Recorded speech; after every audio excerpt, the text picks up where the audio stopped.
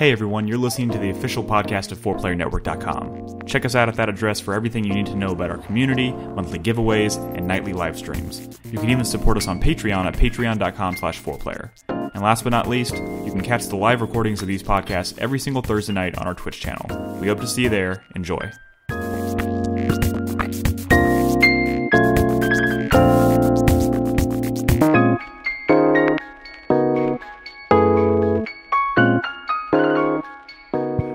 Hello everybody, welcome to 4Player Podcast. This is episode 573. My name is Nick Henderson. I am joined today by Brad Simons. Woo! Nolan Hedstrom. How's it going, everybody? Christopher Guthridge. What's up? And our producer, of course, joining us on the fifth mic, courtesy of our supporters on Patreon, Christopher Davis. Thanks, patrons. All right. Now he's muted. Just kidding. Just kidding. Anyways, we have a lot to discuss tonight, guys. Thank you very much for tuning in. Before we get too far, of course, a little bit of housekeeping. Want to, of course, remind everybody out there that we recently updated our Patreon campaign. If you're interested in supporting the show, helping us reach our goals, our next goal being we're going to get some fucking headphones that are going to help us hopefully keep the audio in the show under control, which I think will benefit everybody. So if you want to help us reach that goal, head on over to patreon.com/4player and you pledge as little as $1 or however much you want, but every single dollar helps out tremendously, so we would appreciate that. You can also join us on Discord, discord.gg/4player, which is an awesome place to kind of keep in touch with the community. It's free, and it's a great place to hang out and talk about video games and movies and weird random Fortnite. What's happening? What's currently happening in the general channel? Anything weird? Oh, God. I mean, that's the backwards way of asking that question. Anything not weird happening in general. Yeah, Gotcha. That's like the Wildlands. Yeah, exactly. So if you're interested in finding out what the hell we're alluding to, head on over to discord.gg/4player. I do want to take a quick second to announce the winner of our... We randomly picked our first supporter spotlight, which if you notice, if you went over to patreon.com/4player, you may have noticed we added a new tier, a $3 tier. If you pledge $3 a month, it enters you for a drawing to become one of our supporter spotlight, which is basically in the same vein, or as what do we call it, subscriber of the month or supporter chat of the week? month. Yeah, Right. so kind of similar. If you support us at the $3 tier on Patreon, or if you're a subscriber to us on Twitch, you both get entered in the drawing. But if you pledge at that tier, you'll be potentially drawn to be the winner for this. And we will, essentially what we're going to do is we're going to send you like a questionnaire with some video game related questions, and you can send them back to us. And then throughout the entire month, we're going to take a second during the community segment to read off your answers to these questions and kind of talk about them. More than a second. Yeah, sorry, a couple minutes. Yeah. To it basically gives you an opportunity to have like a platform to pitch a game that you maybe think is underrated to the community at large, or tell us your top 5 games of all time. And I think we're going to close out the month with letting them do their own 4-player minute. So that kind of stuff. And the first winner, I drew him today, and I already been in contact with him, and we're going to get started. I'm going to send him the questionnaire today. Spoilers. I think it's a him. Spoilers. I mean, I don't have his real name because that's not the name he provided us. But you may know him as KNCito. No, I know him as KNCito. KNCito. Sorry, I keep forgetting to remove the... Is it like a Kansas City thing? I have no idea. I don't think so. Maybe we can ask them to explain their names. That's a good one. Where did you get your name from? Where did you get handle? where did you get your name from? Your handle? What? Where did you get your name from? The frozen anus? Yeah, I want to know more about that one. But anyway, well, it involves a popsicle.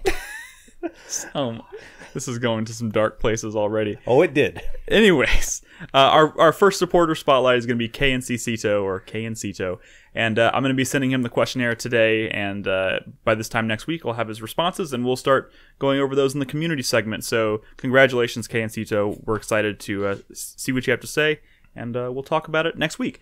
But without further ado, let's jump into the show at hand, which is video game podcast. We talk about all kinds of video games. We have video games to talk. We have lots. Actually, this is a very news heavy show tonight. Not a whole lot of impressions. We're going to revisit Valkyria Chronicles 4. Yeah. And a couple other things. Yeah.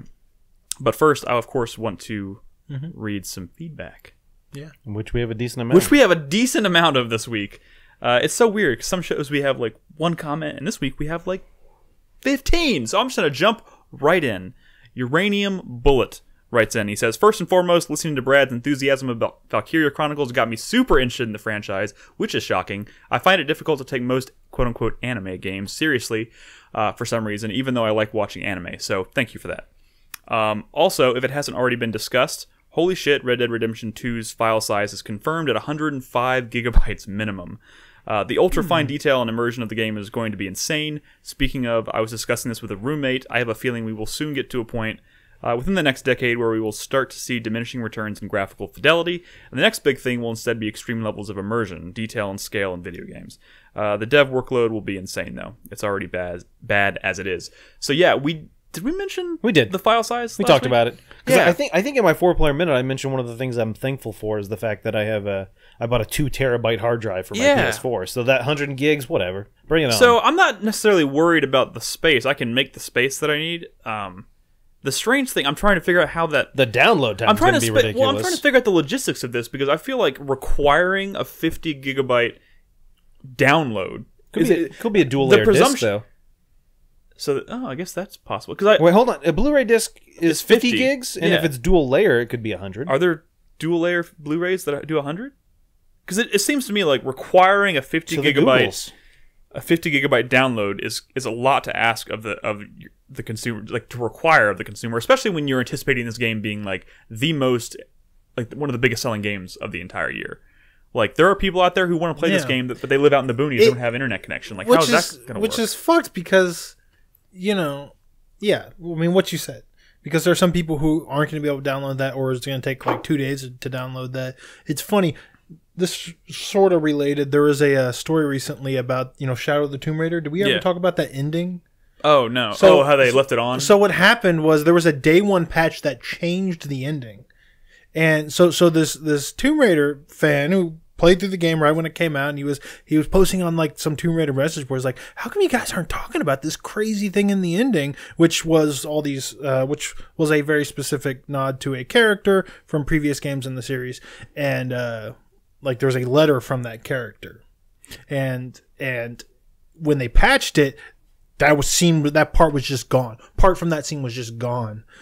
Which is a very strange thing to happen. But this person who never had the day one patch played through the game and was talking about it, and no one believed him because everyone downloads the fucking patch. Yeah. So he played through the whole game again and just to record that scene, and then he showed everyone, and everyone was like, "Oh shit, we thought you were fucking around." That's crazy. Yeah. It's crazy. Some people just don't. Yeah, they just don't. It's have weird the ability. Though. Like. You have something, Nolan? No, you continue with that. Because GamerBeck in chat brings up Blu-ray discs are 25 gigabytes per layer, so the dual layer would be 50. Correct. And in 2010 was released Blu-ray or BDXL, which the format allows 100 and 128 gig write-once discs, which I mean most discs. So maybe they could do that. So it is feasible. I don't know the cost difference. There was an article I saw something that was comparing the install sizes for a bunch of huge games on PlayStation, and one of them was I noticed was Uncharted 4, which was 67 gigabytes install, and I was wondering, but I never noticed any. I don't remember there being a particularly large day one patch for that game, so I'm wondering if maybe they're already kind of using these extra large discs and just nobody has really noticed. It does seem they do exist. I'd be really curious to see what that day one is going to be like, because I wouldn't imagine they want to end up with a scenario. I will still say though, no matter what, it took me over 40 minutes to install Spider-Man, which was 45 gigs. Yeah. So this is clearly going to take probably over an hour just to install everything. Yeah, for sure. And I know you have your concerns about physical collection and what does that mean for the actual game on the disc. But I bet when the game gets re-released for the PS5 and HHHD, it's probably going to have everything on the disc. Yeah, sure. You're probably right about that. I think it's just I'm really interested to see what's going to happen on launch day with that, because it could be a disaster. Who knows? Who knows what's going to happen? He also said, if you guys ever played the Cyberpunk 2020 pen and paper while dressed in Matrix costumes on the feed, I will begin throwing money at my screen. That's not going to happen. Sorry. Probably not. Probably not. Have you ever played that, Crispy? No, I haven't. You seem like the guy to ask. Maybe we should try that before Cyberpunk comes out, just for shits and giggles. I would like to. Can you scroll down a little bit, Chris Davis? Donka. Fuzzy Turd says, I apologize. Oh, wait, this is in response. So, if you remember last week, Fuzzy Turd asked a question about the Witcher controversy or whatever with series casting. Correct. And Crispy I don't know, I hope he listened to the entire show, because Crispy did put him as feature him in his 4-player minute. But anyways, he says, I apologize if I came off scummy in what my comment on the whole casting controversy for The Witcher said. I honestly couldn't care less. I was kind of playing devil's advocate. I agree wholeheartedly with your opinions, but not Nolan saying Bane would be a bad choice. Pop the super crown on that big boy and we got ourselves a series. The super... God damn it. Also, Fuzzy Turd, where does your name come from? No, he has to win... No, sorry. He has to win Don't answer the patron platform spotlight. Don't worry, Nolan. You'll get the name eventually after The we do patron it penetration. As soon as he wins patron Ooh, penetration... I like it. He We're can tell us where penetrating Fuzzy into their Turd comes personal from. Into their lives. mind. Yeah. Oh, I thought they were penetrating into us. Into the podcast. I don't know about this. Kind of. I don't know about this. Okay. Lube up, guys. It's time for patron penetration. Sorry, Crispy. Can't you see that being a good feature on the show? I like it. I'm not going to read your comment, Crispy, just because you're sitting there on the couch. But thank you. Would you like to read it? In your own voice. No, I mean, it wasn't a comment for anybody but for that guy. Yeah. I mean, Okay. that's all. But you're still entered in the drawing. Miklopa says, I'm currently a bit behind on the podcast, but I'd like to take a moment to mention one of my favorite quotes from Police Knots. Quote unquote, look at that ass. I would eat anything out of that ass. Police Knots was a good game, man. Only a visionary like Kojima can come up with stuff like this. I'm sure we are all pretty excited Kojima's to know an more ass. about Death Stranding, especially after last week's trailer. Wait, what'd you say? Kojima's an ass. Man? Ass man? That too, probably. Hell yes. I'd also like to take a moment to recommend Police Knots to Nick and Crispy. I'm pretty sure they both love it. You're probably not wrong. You would. You're probably not wrong. Yeah. I thought Crispy played some of it. No, I've never played it. I think I'm the only one that has. Wait, I played some Police Knots. Oh, really? Yeah. Like, how much is some? Like, I mean, how long I got is to that the game? first That game's ass. pretty long. That game's at least like 8 to 9, maybe longer hours. I played it over multiple casts during 96 I months. probably played like 4 hours. He's like, of it. I got to the first ass and then I stopped. Dude, you can grab a girl's boobs in that game. Whoa. Yeah, I did some of that. Of course you did. Turvo Ma says, this is my favorite time of the year, not because of all the AAA releases, because 3 days ago it finally happened. Chris Davis sent out the top 10 games of 2018 email. You know what? He did. My question for you guys, first, he's not supposed to ask those questions. But anyway, he says, if Monolith I can't say that name. If Monolith left a voicemail for all of you, they want to make a new game with an even more detailed Nemesis system in mind. What genre or world would you like it to be? You know what? That sounds like a Patreon question, so I'm going to refer you to that. And I think we honestly answered that question before. We have. So I do apologize for that. But yeah, if you're You're going to have to go back and listen to episode 540. It's not that episode. But just pulling that number maybe out of my ass. Listen and find out. If you want to ask a question like that, though, it's not related to a previous discussion, ask us on Patreon. Anyways, moving on. Pioche says, before I start talking about Valkyria Chronicles 4, I just want to say that while 2's story is about school kids, it does get dark at times. Going off of the demo, my view was pretty similar to Brad's. 4 is just more of 1. After getting into the new mechanics, though, it looks like they actually incorporated some things from 2, which was a pleasant surprise. I wasn't expecting the APC to make a return, and while it doesn't seem like each individual squad member will have their own personal side story mission like in 2, having personal missions for specific groups of squad members is still a welcome addition that gives Squad E more personality and presence throughout the game. I agree with all of that. Hey, Pioche, you should stay tuned for our further discussion of Valkyria Chronicles on this podcast. Yeah, I'm pretty sure we're going to talk about that here in the next few minutes. Drew327, God, first of all, thank you for all the comments this week, guys. You got all the feedback. Sorry, Nolan. All the feedback. Drew327 says, Dragon Quest XI, thoughts around 45 hours in. I turned off the music around hour 20. The town and overworld theme are killing me. Is it the mod, Nolan? It sounds like a discussion for impressions. All right. Oh, fine. okay. I have all party members' tactics set to show no mercy, even in boss fights. Feels kind of like I'm their manager or coach. I actually really like it.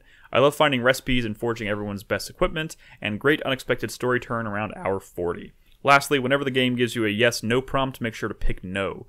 There are some great bits of dialogue when you do so.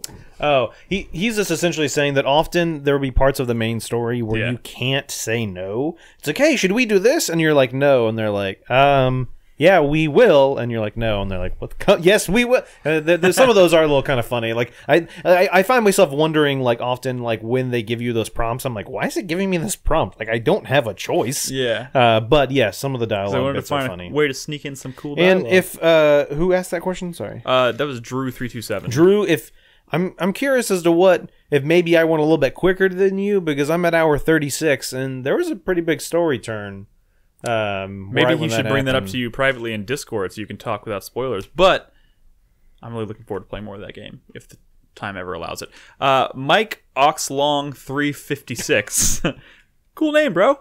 Also, thank you for writing in for the first time. Hopefully, Don't Nod fills the void that Telltale is leaving with more titles, Life is Strange or otherwise. They do the story-driven walking simulator thing better than Telltale ever did. Ooh. Throwing some shade at Telltale there. I think I do really like what I saw of or what I played of Life is Strange. I played the first season of Life is Strange, thought it was great. I don't know if they've necessarily proven that they can do that consistently. Then again, I don't think Telltale necessarily proved that they could do it consistently either. First episode of season 2 is pretty good. Has anyone played that yet? No. I kind of wanted to play it before the show this week, but there's so many things. I did watch George play a little bit of it, and there was the scene where like the two brothers were like dancing on like a motel room bed to like some like block party song or something. The fuck? And you have controls over like making the screen shake as they bounce on the bed, making it look like a club scene or something. It was pretty cheesy. Okay. Which is good. That's the good stuff from Life is Strange, believe it or not. Yeah, absolutely. That actually made me want to play it. I think really for me, first of all, Don't Nod's doing a lot of stuff right now. They announced that other new game a few months ago that I can't remember what it's called. I don't know if it's the same style of Life is Strange. I don't remember. It's like that sci-fi mystery. Y'all know what I'm talking Does about, not ring right? any bells. Somebody in chat knows what I'm talking about. They're doing a lot of stuff right now. I don't know if they've necessarily proven that they can consistently produce like really great, interesting games. But then again, I don't think Telltale did that either. So, they were. I'm pretty sure Telltale showed the fact that they could produce game. Yes, they did. They've shown that they could. Let's not forget Tales from the Borderlands was very good. Yes, exactly. Yes, thank you for your comment. Haas3000 says, man, I'm surprised there were no hypes for the Fist of the North Star, considering most of you guys are big Yakuza fans. Hopefully it will be a topic this week because I'm kind of curious as to what you guys think other than your impressions so far from E3. On a different note, I have some personal weird food combo choices, macaroni and cheese with A1 sauce. Ooh. A1 sauce on anything should not I would be try allowed. that because, I said last week macaroni and cheese and ketchup is one of my favorites. I haven't thought about doing A1 sauce, but I'm going to give that a shot. Pineapple and jalapenos on pizza. I don't know why that'd be a bad thing. Everybody knows jalapenos or pineapple goes on pizza. And sriracha with sushi. That doesn't seem too far-fetched to me. No, that sounds like it'd probably be pretty good. All of these are objectively awesome. Thank you for the first part of recommendations. the feedback. Yeah. Fist of the North Star. I'm not a fan of the mechanics of a Yakuza game, really, like the combat and stuff. It's not anything to write home about. Yeah, and I'm not really a fan or even that familiar with Fist of the North Star. I mean, I'm familiar with it because of memes and stuff. But, yeah. So, those two things aren't really lining up for me, and the reviews have been okay, not amazing. Yeah. So, it's the kind of thing I might try down the road. But I did see a scene of him like bartending. Mm-hmm. And how he fights. He's like like crazy, right? Sure. And he was doing that while he was like with mixing a drink. Mix. Mix. It looked pretty fun. Okay. I'd recommend it to maybe anybody that has time. Probably Crispy, actually. You familiar with Fist of the North Star? Only what I played at E3. How was that? It was real. Yakuza, it was real Yakuza, but it was all I did was run around and fight goons, and then do that like special punch he does that makes people's heads explode, which is cool for sure. Yeah. Like, the whole thing in Fist of the North Star is that he knows a technique that, like, if he hits you, like, 5 times or 7 times or something, your head just and then he says, you're already dead, and then you die. And that's the thing. When he was mixing the drink, he says, you're already drunk. That's funny. Nice. Interesting. Yeah. It has the silliness of Yakuza along with the sub stories as well. Yeah. So if you're into that, I can see that property being translated into a Yakuza game pretty. Yeah. Is it the For same sure. team that does Yakuza? yes. Yeah. Well, I mean, one of their teams. Yeah. And last comment tonight comes from Scarecrow. It says, along with everyone else on the podcast, I also find it strange that Nick has never put potato chips in his sandwiches. No. That's not the weird part. The weird part is he never even heard of that. Like, what is this sorcery? That was his reaction. Until recently, yeah. Yeah, that's the weird part. It adds a nice texture more than anything. I'm willing to try this. This sounds pretty good. Dude, He's about to blow your mind. There's a deli down on the south side of town called G's. Okay. They make a sandwich called the Lunchbox. It's just like a classic, like sweet honey bread with like deli cut ham and cheese and some veggies, and they put potato chips on it, and it's really good. So I wouldn't even have to put them on myself. You wouldn't even have to do it. You could have professionals do it for you. Interesting. They use the good potato chips, like the kettle chips. Kettle chips? Oh, Yeah. how I've about been those looking kettle for a chips? good Nice and sandwich crisp. place around here.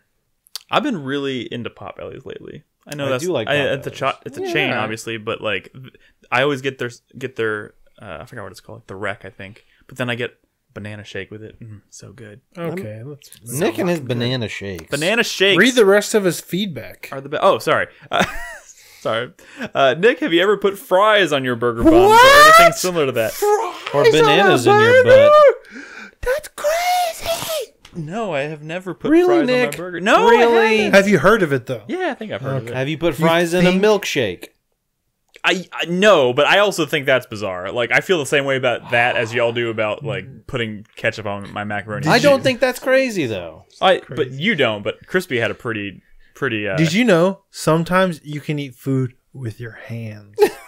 Okay, for yeah. What do you think I am? I don't know. A monster? Nick, when you go to Hop Dotty, A man with a monocle. Yes, when I go to Hop Dotty. do you ever get the Parmesan truffle Yes. fries? All right, here's what you do, Nick. Here's what you do. All right. You get the fries out first. Break it down for me, You get the Nolan. fries out first. Eat on the fries before your burger comes. course, Eat on the yeah. fries. They're pretty good. They They are got good. the they got the Parmesan. Get two They have orders. the truffle aioli sauce. Yeah, they have it's some pretty great. like Basically, parsley yeah. or something. I don't Yeah. know. The what they show put on brought top. to you by Hop Dotties. Delicious. Some chives or something, whatever it is. Eat it good. Then, when your burger comes out, take the bun off. You take some of that truffle aioli, spread it on the bun. Okay. All right? All right, I'm with you so You take far. some of that Parmesan crumbs, sprinkle that on the aioli sauce, slap that on your burger. It's so fucking good. Does it matter which burger you get? No. All right, I like this plan. I'm gonna go a step further. Put the aioli on the bun, dip it on top of the Parmesan. There you go. crumbles. There you go. Now you're thinking. I thought I was full, but I'm getting kind of hungry. I literally did that 2 days ago. Wait, You know what? yesterday. I literally did that I yesterday. am all for this plan. Let's make it happen sometime soon. Anyways, thank you everybody for all the lovely feedback. We really appreciate it. Of course, if you have anything you want to say after any of our discussions that we're going to have on this podcast tonight, head on over to 4playnetwork.com, drop us a comment in the post for this episode, and we will get to it at the beginning of next show. Doing so also enters you in the drawing that we do every month for a free game that we give out to a member of our community. Who doesn't love free games? Who doesn't love free games? I'm trying to remember what game I gave away last month. I have a I'll horrible have to look it up memory. later. But it was that really weird fighting game that I remember. Oh god, with the weird Japanese name. Under with all the- Night Rebirth. Yes. Oh yeah, That yeah, one. Yeah. The weird I will words. never be able to remember that name. But you know what? If you want something You crazy know? like that, it's all you. You know the Key and Pill like Obama handshake Yes. sketch that everybody's been memeing lately. They did one for the FGC fighting game community, and one of the black guys was that Under Night game. Oh, wow. Yeah. Eunice. Okay, yeah. Yeah. Eunice is the game that we're. Did you watch the talking about. Resident Evil one I linked to you? Yes. Okay. The Are you Marvel lying to movie me? one is really Yes. good. Why don't are you y'all such link- a punk ass? Why don't y'all link me shit? Well, this is about Resident Evil. I like Resident Evil. No, sure, but I mean, I was trying to cheer him up, and he was like, "I'm not gonna watch it because you said Okay, that's- Dante's stupid." That's not at all what I It said. was something related to Dante or something. I How don't does know. it work, bro? How does it work? You should watch it. One of the block guys was RE7. Oh shit! Really? Yes. I don't. What? Nolan's like, I have no idea. I don't know what y'all are talking about. We're talking about one of the black guys, Nolan. Link me things. You seen the Key and Peele sketch with Obama handshaking? Yes. He's like, how you Yes, doing? and How then you he doing? goes How up you to the doing? black guy. Yeah, and he's yes, like, I've seen that one. Yes. Okay, yeah. So people have been memeing it where the good things are, the black people, and the things that suck are the white people. They Okay. did. They That's did. the meme. I mean, that is The Marvel They accurate. did one movies. like with Marvel That's movies, and accurate he's to like, life. "Hey, what's up?" to like Doctor Strange, and then he like shakes Iron Man 2's hand. He's like, "Hello, nice to meet you." And the best one is always the one where he like grabs the arm that goes in for the hug. And Oh, like, no. who's the one? Like, the one that he like pushes away at the end, or like ignores. Oh, the one that he somebody? ignores is always like the worst one. Oh man, we got to watch some of those on the break. All right, Let's we'll do do it it. during the break. But without There's a reset. But before we can get to that, we need to get to the video games, guys. Of course, we will do news in the second segment. We said we do have some games we want to talk about. I want to open it up with Valkyria Chronicles 4. We talked about this a bit last week. At that time, though, Brad and I were the only ones who had played it, and we were only kind of partially through the demo. Sorry, I'm just area. thinking about the sketch now. It's a good sketch. Sorry. Valkyria Chronicles 4. I played a lot more of it. Yes, I've played a significant. It's funny. chunk. He's thinking about it too. Chris Davis has played. The three guys. Oh, you gotta watch it. Oh, let's go to break. All right, we'll be right back after this. No, we can't do that. Maybe Why? we should do that for the lulls. we Just cut gotta- the break right now. Oh no, we I can't. started playing footage. No. Oh God, it's choppy. He's It's rolling. okay. I earned the prize. All right, Valkyria Chronicles guy's 4. handsome. How much Valkyria Chronicles 4 have you guys played at this point? None. A lot, but this is a long game, Guys, man. This is a lot longer than the first game. I totally thought this was gonna be the kind of game I could just bulldoze my way through and finish before Assassin's Creed comes out. no. This game is like Man, so people are saying this game's like 60 fucking hours. No. I mean, if you do all If you do everything. if you do everything, Which I'm But not. it's like every mission is like at least half an hour. Dude, long. some of these- no. I mean, wait, what chapter are you on? I don't. I'm on- like, I got on the chapter.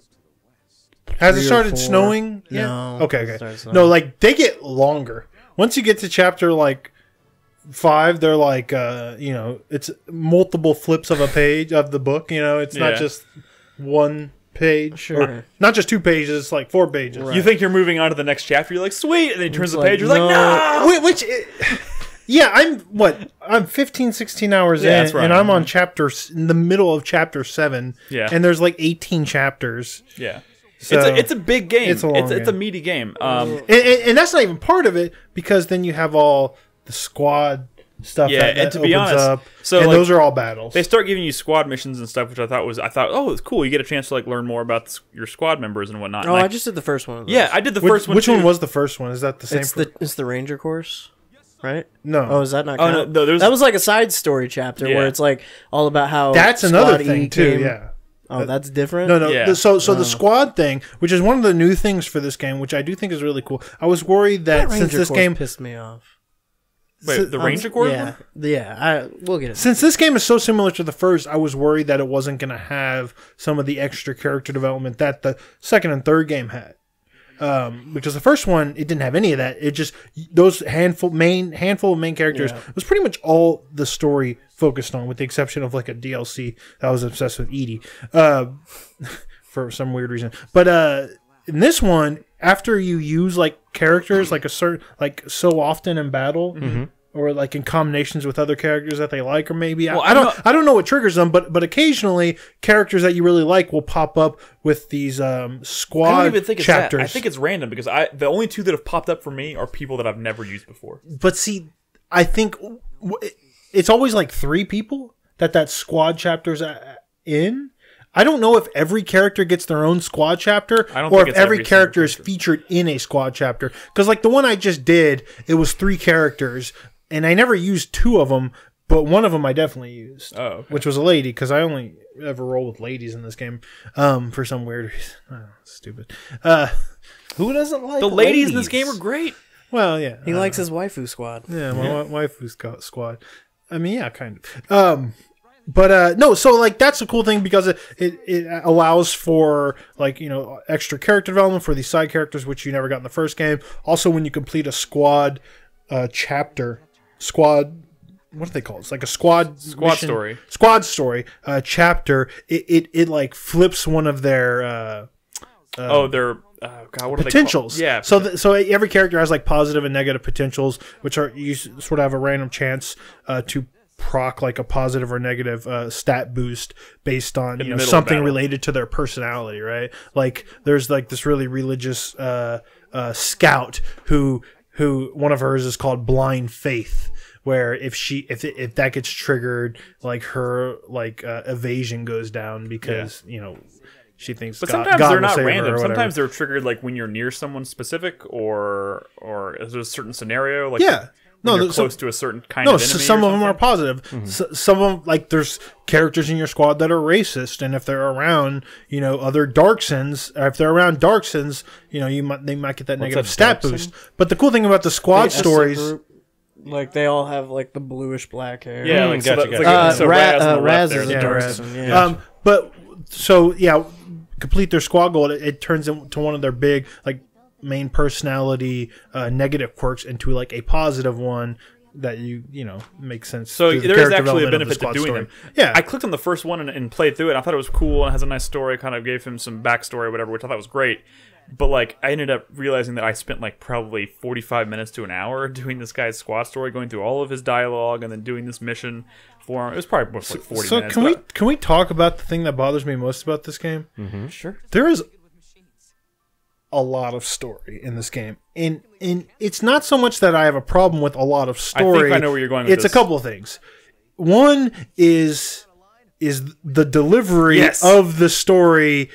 They're so in love with this scrapbook presentation, which by the way was only in the first game.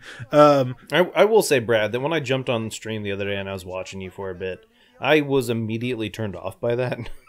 Well, so what they didn't do the scrapbooking thing in no, they 2 didn't. and 3? No, and so it has all the the cutscenes kind of chopped up into little bits that.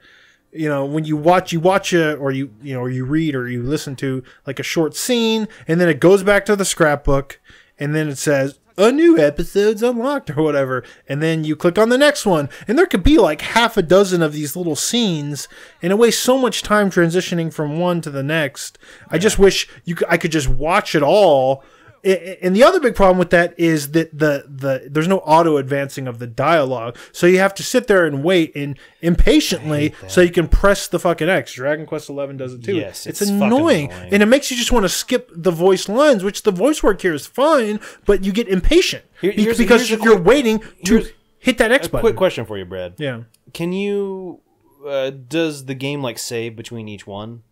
Because that could potentially be a reason. Yeah, well, you could save whenever you want. Well, no, but that's what I'm saying. Is if there was a scenario where it was delivering a shit ton of story to you, and it's and I have this problem sometimes with Dragon Quest, is that, hey, a bunch of stories coming at me, I can't get up and walk away for a little while now because kind of a lot's being delivered. I guess you could put your console into rest mode or whatever. But it's not like any of those are really that long. That's the thing. How long? A lot of these dialogue sequences are a few minutes, 30 seconds to a minute and a half, maybe. Yeah, well, if you're skipping through for sure. But and it's I kind of just wish they'd stitch that stuff together. And it really is each scene that you're jumping between is when you would normally just see a fade to black and cut to a different scenery or whatever. Mm-hmm. But instead of just letting it all kind of play out back to back to back to back. You had to skip through it. It makes it way more high maintenance than it should be. I just want to, between battles, maybe sit back and enjoy the story, but it's not letting me do that. And not to mention, when you do finally get a full-blown cutscene where it's animated and shit, you're like, oh my god, this is so beautiful. Yeah, I love it. But there's so few of them. Well, there's a lot of story, and they probably couldn't afford to you can't animate all that stuff. I mean, it's a trade-off. I mean, one, the way it's delivered, in my opinion, kind of sucks. But it's not I don't think the story's necessarily bad. I mean, I appreciate the extra character development and stuff, especially in the squad stories. I just think it's kind of tedious to get through that stuff. Yeah, absolutely. And the second reason is I think Raz sucks. And he's one of the main characters of the game, and I'm so annoyed by this character. Do you think he could redeem himself for you? No, it's not even about redemption. He's just annoying. He's like, I'm so mad. I just want to rush in and get him. And everyone's telling him, dude, chillax. And that's fine. He's like, yeah, maybe you're right. But then every other fucking scene, he's doing the same shit. It's just annoying. Just the main and he's part of that main squad. Yeah. That the main story focuses most on, and it's like, ugh. I think that's just kind of symptomatic of a larger. I think the sucks more than characters are others. flat. I think the characters are all flat. Well, yeah. Like I think mean, they all it's- have like their thing, and that's just like what they are. Well, So far, it's a long Yeah. game. Yeah. I guess. I mean, I don't like how radically do these characters actually arc though? I mean, I can't remember. Because that. I don't remember. the other Valkyria Chronicles was that way too. Like they were kind of I mean, I'm gonna be just honest. like their thing. I'm really enjoying the underlying like. A lot of the Yeah. story beats are just kind of like we're a team and that's good. there's more to it than that. I mean, it gets into so far it's been real dry. I mean, for me. to me, But- I really like. I like it. It's taking its fun. time. Like I find the characters endearing, but they're not like nothing surprises. Yeah, me. I mean, So, I- like, I'm really enjoying the whole thing about him starts being getting like. into that. I do enjoy the whole thing about Claude being, having this reputation for being, a pansy and like having to like prove himself to his squad, and everyone's kind of coming around and realizing, oh, he's come a long way since we knew him when we were kids, that kind of thing. Yeah. And this whole they haven't really told me much about the relationship between Kai and have you seen the Kai and the real Kai? Like why she's Well, I've there seen that instead- there's two Kais. Yeah, I haven't gotten to the point So where they. Kai is they bridge it. the main sniper character in the I game. do like But like, I snipers. feel like I've already seen enough to just kind of like fill it in know yourself. where it's going. Yeah. Like, yeah. Yeah, I mean, I don't think anything about the story is necessarily unpredictable, Well, but I am what I am chapter enjoying you in? I'm in chapter 7, I think. Okay. Yeah. Okay, it's a long game, and I think it's gonna it has enough time to like develop these characters. I mean, it has to do something. I mean, It must. It's with that fucking much time. super long game for some reason. So I mean, But let's talk mechanics for a second, because this game has actually been surprising. I mean, as someone who didn't play Valkyria Chronicles 2 and 3, there's been some surprising developments for me as far as mechanics go in this What game. has surprised you, Nick? They keep throwing new stuff at me in each one of these missions, and things that, unless I'm forgetting, because I haven't played Valkyria Chronicles since 2008 when the first one came out. They keep throwing new things. I mean, I know someone in the feedback mentioned the APC. I didn't play 2, and that was in, I guess, 2 or 3. What's the APC I didn't play? So it's kind of like a tank that you take into battle, except Not it gives, a tank, yeah, yeah. I mean, it's an armored patrol vehicle, obviously, but like you control it. It's considered like a tank. You move it like a tank. Sure. The only difference is you can actually other foot soldiers can run up and go get into the APC, and then you move around the APC to transport around the map, and it can take Kind of more. like Advance Wars. yeah. I guess so. I mean, there's APCs Like the for this. APCs in Advance Wars. Yeah, I mean, how you would imagine an APC works, but it's cool because obviously all the different types of characters or jobs have different amount. What do they call it? Is it AP or the ability? AP. Yeah, AP, have Like different movement amounts points. of AP. Yeah, movement points. So like, a grenadier can't move around very far, but if you throw her in the APC, you can drive her much farther than she would be able to get on foot and that kind of thing. I So you like can the push it. fucking trade. Like so I'm really enjoying this game. I mean, obviously, I think the strength of this series, and you're seeing it here, it's very strong here, is that the map design, the mission design is like very good. There's a ton of variety. Like every mission feels like you're doing something new or has some new gimmick or twist or something to make it and fresh. this one there since it's one of the first snow areas in the game, there's like periodic avalanches that'll Yeah. come. Well, that's so like cool. you'll hear like rumbling, and then it shows like a part of the map when you zoom out is kind of like highlighted in red, and it's like if anything is stuck in this area when your turn is over, they're gonna get wiped out by the avalanche. So you have to move through it quickly or move around it to try to avoid it. Yeah. And that kind of stuff. It seems like they're kind of throwing that stuff at you like continuously. Like every mission, there's like something that's kind of unique about that mission. And there's some stuff I've seen in the trailers as well that's even crazier. Like, but so one of the other things that have kind of surprised me as I played a lot more of this game is like initially I was kind of down on one that new unit type that they introduced in 2 and then 3 is gone, and in replace of that was this mortar unit, Grenadier. which the Grenadier, which to me was like, oh, well, this sucks. I mean, that other one was very cool in Grenadier its is own one of my ways. favorites in this. So to use. I was really bummed about this unit at first, but as I played the game and sort of the implications of the enemy having Grenadiers as well, and the fact that Grenadiers create like what is it called? Indirect fire. Indirect or inner. What do they call it? Interception fire? Interstellar. I don't know why I'm blinking, but basically when you're running your units around to get into place, Interception fire. interception fire, interception Yeah, fire. it was yeah. That was, Um, you had it. Like the way that works with the mortars, like creates like kind of a shift in balance and corrects some of the issues that I think some of the other Valkyria Chronicles games had, where like that first game you could just scout rush everything, use a defensive order and scout rush. But here I'm using scouts way less because it's a lot scarier to run into enemy territory when you don't know if there's grenadiers hiding, because they can, mortar you as you're running around, and they can do a lot of damage and really throw you off your game. Because usually when you pick a scout, you have like a game plan and you know what's around and you got to stick to it, right? Yeah. But mortars, they're always kind of hidden. So you never know when they're coming, and you hear them, and it's like it's fucking scary. So that kind of balances out like scout rushing a little bit. But then you also have, like classes like Lancers, where in the past it's like, well, there's a tank now. Here's time for the Lancer. But Lancers can run through like a mortar field, like mortar indirect fire, way easier than your other units because of their armor type. They have like shielding from like blast damage and stuff. Yeah. So that gives them more use. Not just that, but like a mortar unit has like a wider like hitbox because they're crouched down, which is like really good for Lancers to take out. So there's been like this kind of shift in balance, like sort of a more even, I guess, rock paper scissors thing that has made me happy. Did the original Valkyria Chronicles have orders? Yeah. Okay, I couldn't remember that. Yeah. I'm using they're, those. They're pretty much the same. They work the exact same here too. Gotcha. I'm glad I'm glad you said that though, because so far, every mission I've played, I've scout rushed.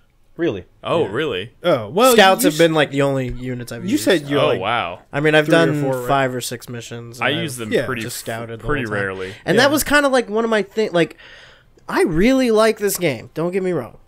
I think my favorite stuff about it though is very aesthetic and like kind of conceptual and less nuts and bolts how it works. Yeah. I think kind of the source of a lot of my criticisms for this game is it feels like that the creative like writing team and the like scenario design and mechanics team like didn't really get together. Like didn't really meet up on any of this.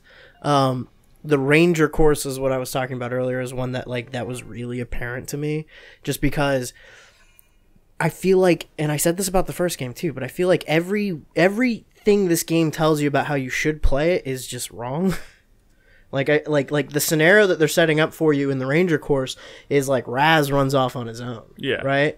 And they're like, oh, we got to capture this last base, but it's behind all this fortification, and our only way through is being covered by machine gun fire. So we need to lay down covering fire so Raz can take out those machine gunners, because this last position needs to be assaulted from where he is. Yeah. But you don't have any control over Raz, right? Yeah. So he's just kind of doing his own thing on the beginning of your round. But the best strategy was to ignore Raz, was to run up the hill to the side, take out a couple people from up on top of the hill, blow up the walls in front of you, and then just like send a scout through in one turn and take the flag. I didn't even think about that. You know what I'm saying? Like I treated that very much kind of like a tutorial level and just kind of did what they yeah, told I me know. to do. And it's like, if you play the game the way that like the story or the characters are like, oh, we need to fortify this position here and set down covering fire and move up slowly. Like, if you actually play the game like that, you get a worse score than if you just bork it. couple things. I will say this game gets a lot harder. I'm good. Have you done Siegfall yet? Huh? Have you done Siegfall Yeah. yet? I don't know what that is. Siegfall's Okay, you'll know.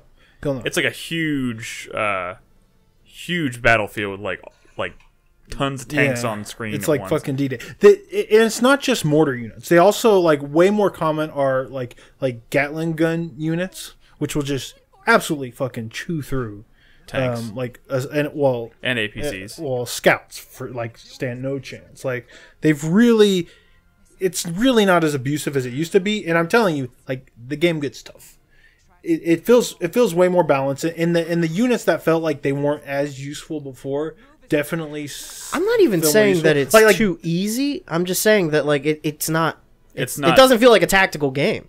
It doesn't feel like a tactics game. It feels like every victory I've gotten in the game has just been me wildly flailing with like 2 units and then completing the objective. You know? I think there'll be a shift. The thing I will say though is the new types of missions that they've added in have been way better. Like the first like new kind of mission you play is that one where you're in the foggy city and you have to like identify all the different tanks. Like that was way cooler than any of the other like rush up, capture this base, capture this base, capture this base kind of thing. I've gotten to a point where like every mission has been pretty dramatically different in terms of like what your overarching, like in this match or mission you're watching here, like the goal is literally just to get three of your team members from one side of the map to the end of the valley, which is funny because I didn't use scouts. And usually, and they have it set up in such a way that like the types of enemies they have placed around the map will make it very difficult for you to just have a scout plow through. And you actually have to use the avalanches strategically, and they have ladders that go down below the into the canyon, so you can kind of like subvert some of the enemies if you're smart about it.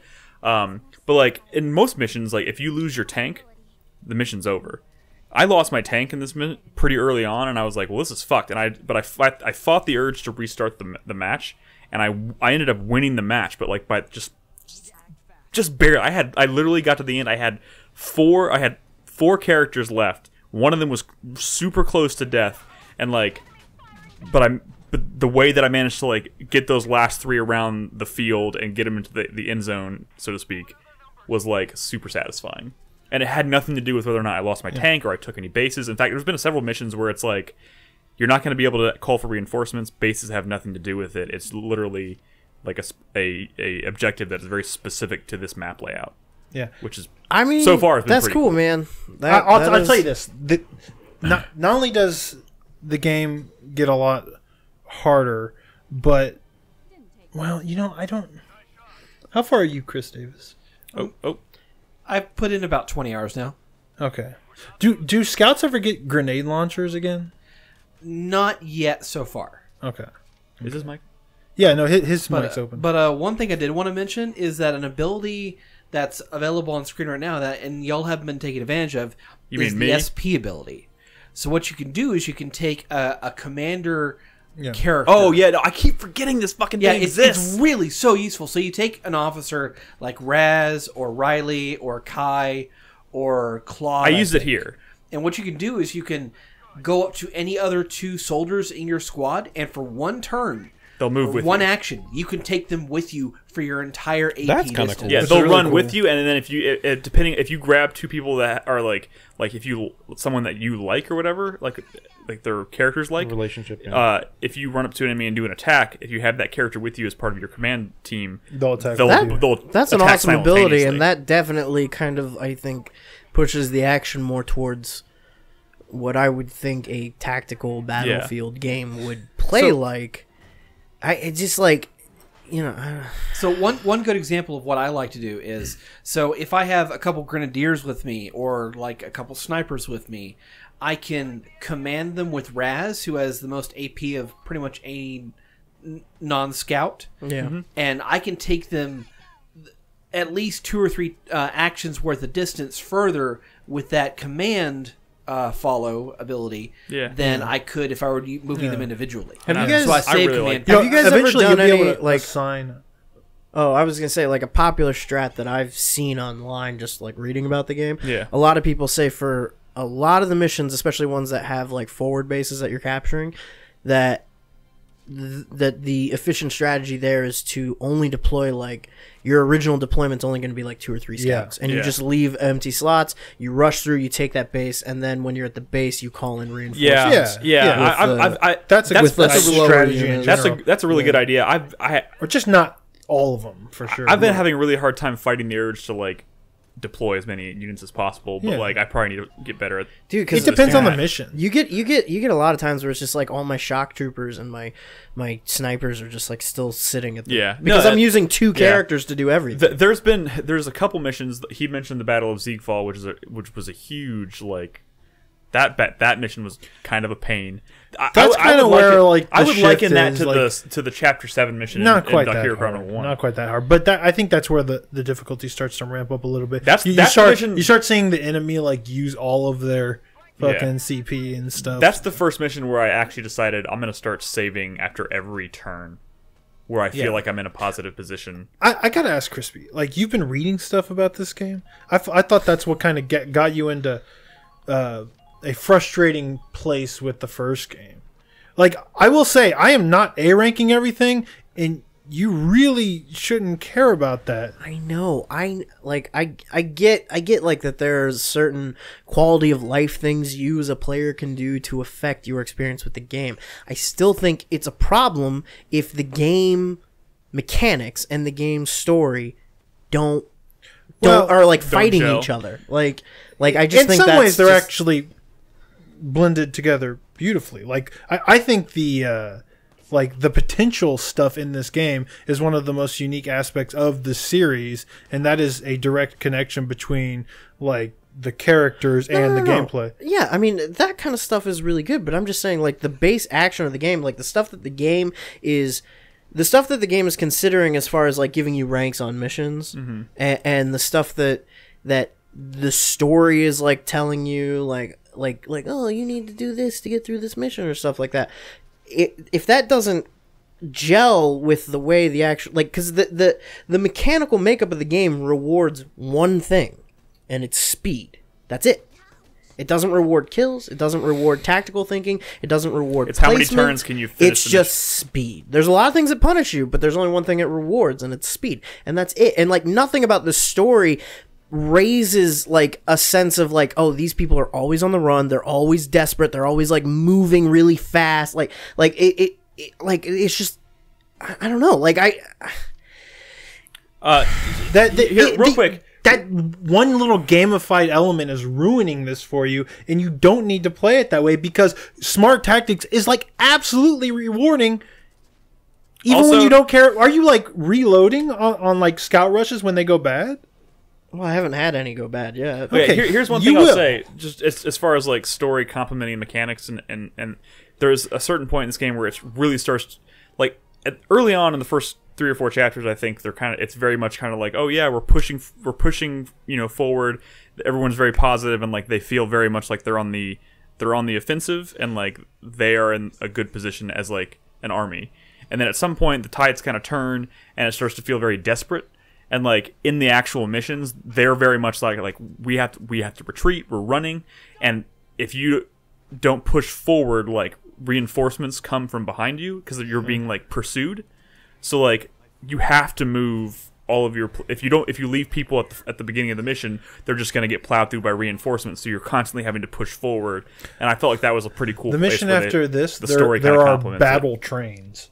Babel trains. Battle trains. Oh, battle trains.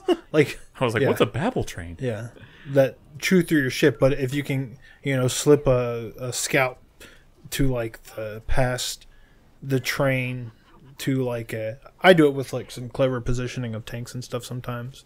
To like the switch to kind of like switch the tracks. Like the unique elements of like these missions are seriously the highlight of this game. Well, one of the things I wanted to say about the mortar unit, again, that I thought was kind of lame at first, but I ended up really liking, is the trade-off of them being really slow to set up. Yeah. Is like something I was like, well, that's not really going to be an issue. But what I've noticed is that you want to use them to take off far away shit that maybe your scouts have spotted or someone has spotted, and those are often other like enemy grenadiers, and it's like as soon as you get in the range to hit them, you're in their range. So it's like all right, I hear a mortar coming, let's set up. And as you're setting up, they're like fucking bombing you, and it's like, okay, I get it now. That is a trade-off to keep these dudes from being like completely OP.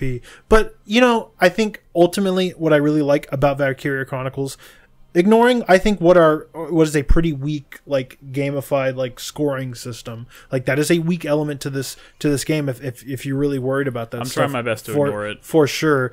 But it is that you can play these battles that are unique from every mission, in so many different ways. Like it supports like so many different like approaches. And when I do have a run that goes really bad, when I'm not saving a bunch, to me it is a joy to play it again with different units, try a completely different approach. Like I wasn't using like an APC at all for a while, but in this mission, I used it a bunch, and I was like, this is really cool, because at first I was just kind of ignoring it, and then I tried it, and like it really does support like lots of different ways of play, and I think it's because of the way it's designed. Honestly, outside of the scoring system, I enjoy it the most when the missions are getting really difficult, and it does feel much more desperate. And I feel like I'm having to make really tough decisions, and like there have been several missions where it's like someone's going to die here, and I have to choose who is going to give me the best chance of surviving to the end of this mission. I don't know. This is a weird point. Obviously nobody agrees with me here, but I'm going to lay out you. an example Wait. that. No, just let me get through my thing. It goes back to the Ranger course, and it's like, so you get through the first part of that, and you've got all this dialogue between the characters, and Claude saying things like, "Oh, we need to lay down covering fire for Raz because we need Raz to assault this position for us," right? And then the turn starts. And Raz immediately just like moves behind cover and doesn't fire at somebody. He's not taking out the turrets that I need him to take out because I'm not controlling him. He's just doing nothing. He's not doing what you would do. There's nobody for me to cover him from because nobody's paying attention to him. Yeah. So I mean, it's like, why did you write the dialogue this way and then program the mission that way? Yeah, I see what you're saying. And that's every fucking mission I've played. You're right. I think it's an AI issue, and there are it's sometimes I feel like there are times when I feel like maybe the AI is not as smart as it should be because like it's sometimes it's throwing away turns. I just feel like I feel like the scenario designers are writing one thing, and then they're telling the writers, okay, we need dialogue fluff, and those guys are just going, okay, what would a soldier say? Lay down covering fire. But like there are other missions where like it's not like that. I know. I will say you're making very broad generalizations about the writing. I completely concede the point that I have not played very much of this game. Are you going to stop playing? Am I going to stop? Yeah. Well, I don't think so. Okay, well then we don't need to convince you. Yeah, I know. That I'm going to keep playing. If you keep playing, it's going to be a lot harder. Like I was saying, I'm glad to hear that that the Scout Rush strategy has like a hard counter now. Yeah. Because that was really kind of bumming me out about the first that game. battle of Seekfall is really where the tides turned for me, where I was like, oh god. I will say I'm pleading with you to not care about those goddamn ranks. I don't care about the ranks. Because there is no issue with experience or money, and even if there was, there are so many ways to get that stuff. I don't care about the ranks. I just think it's weird that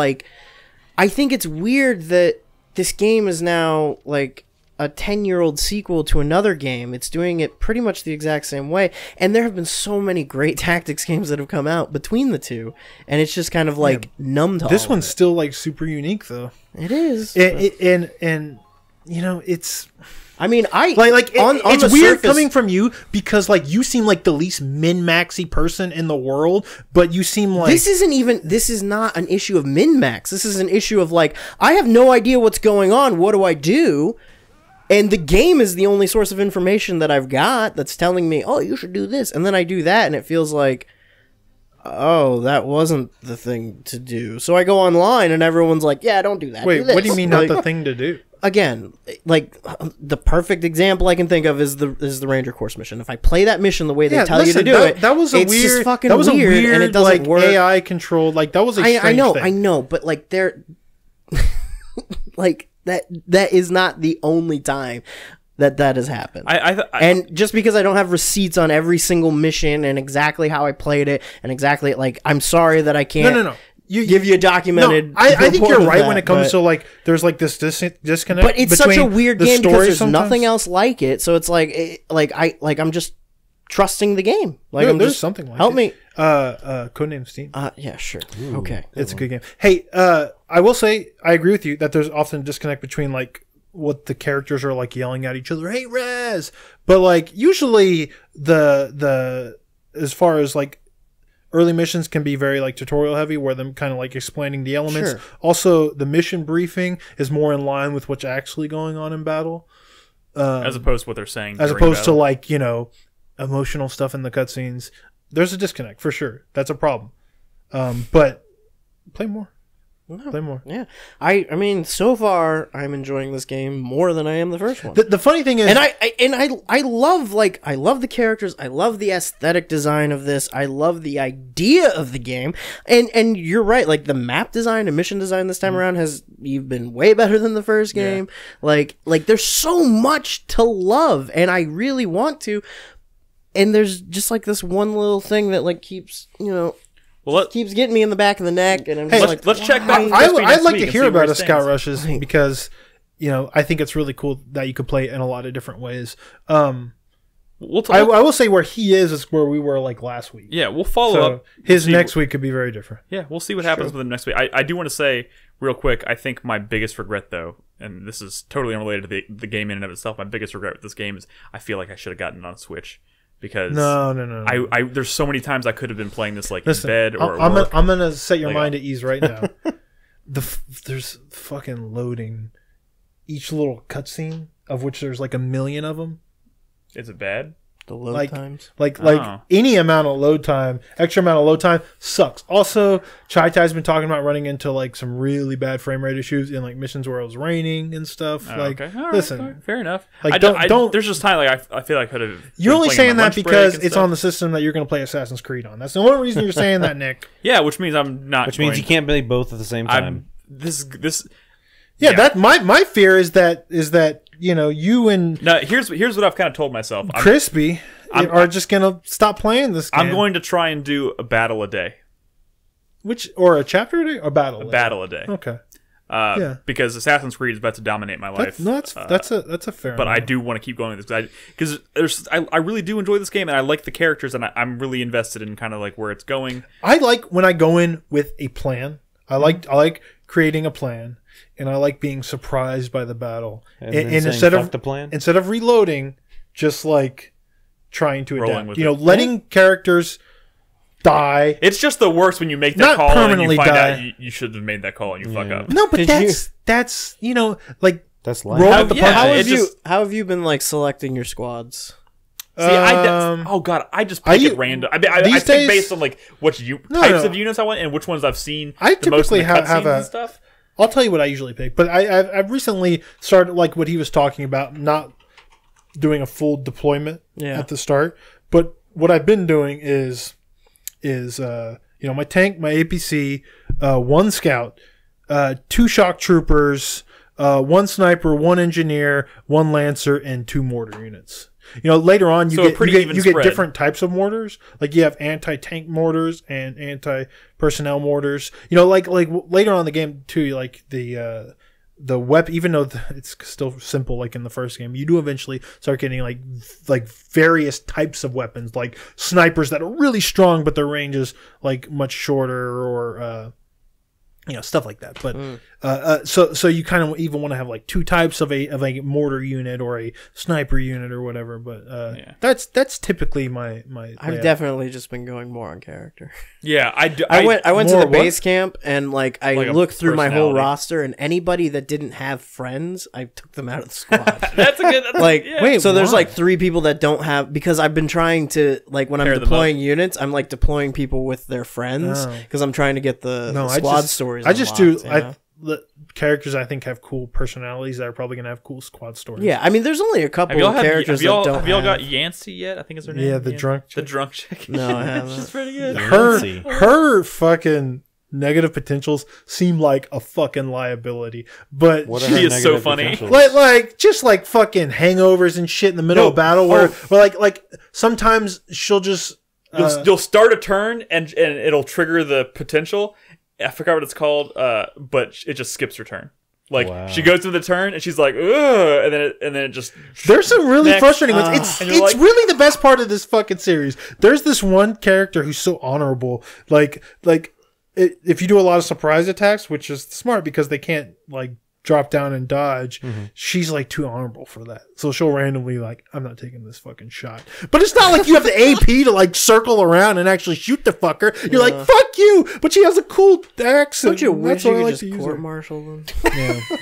Well, the game has some very Stalingrad-y stuff going on here. The game has some cool stuff. Anyways, we'll get back with that next week. I'm sure we'll all be farther and I'll we'll get back revisit with it next week.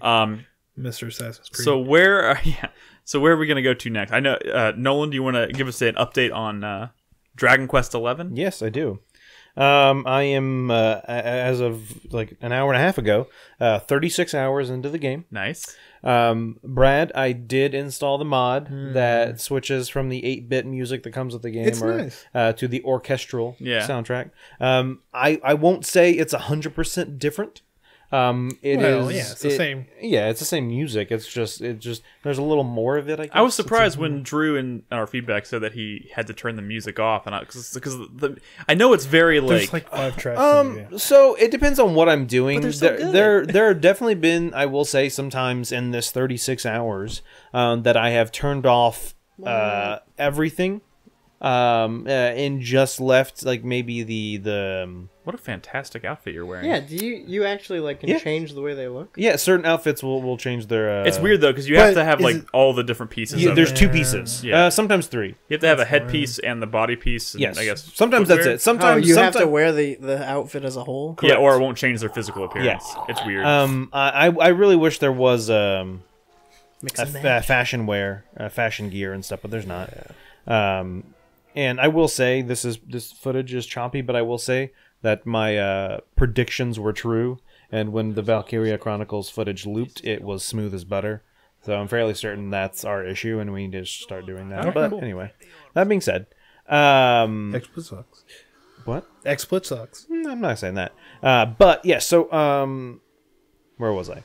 Oh yeah, I will say I have definitely been like kind of watching some TV and like not grinding, but that's doing Dragon Quest. No, man. I know, like doing some of the smaller side quests that are less relevant. Yeah. I did some. I spent a decent chunk of time in the casino. Oh, you got the Dragon Balls. Yeah. There's only 6 of them. Turns out the 7th is in the main character. He's like Lance Armstrong, only 1 ball. But.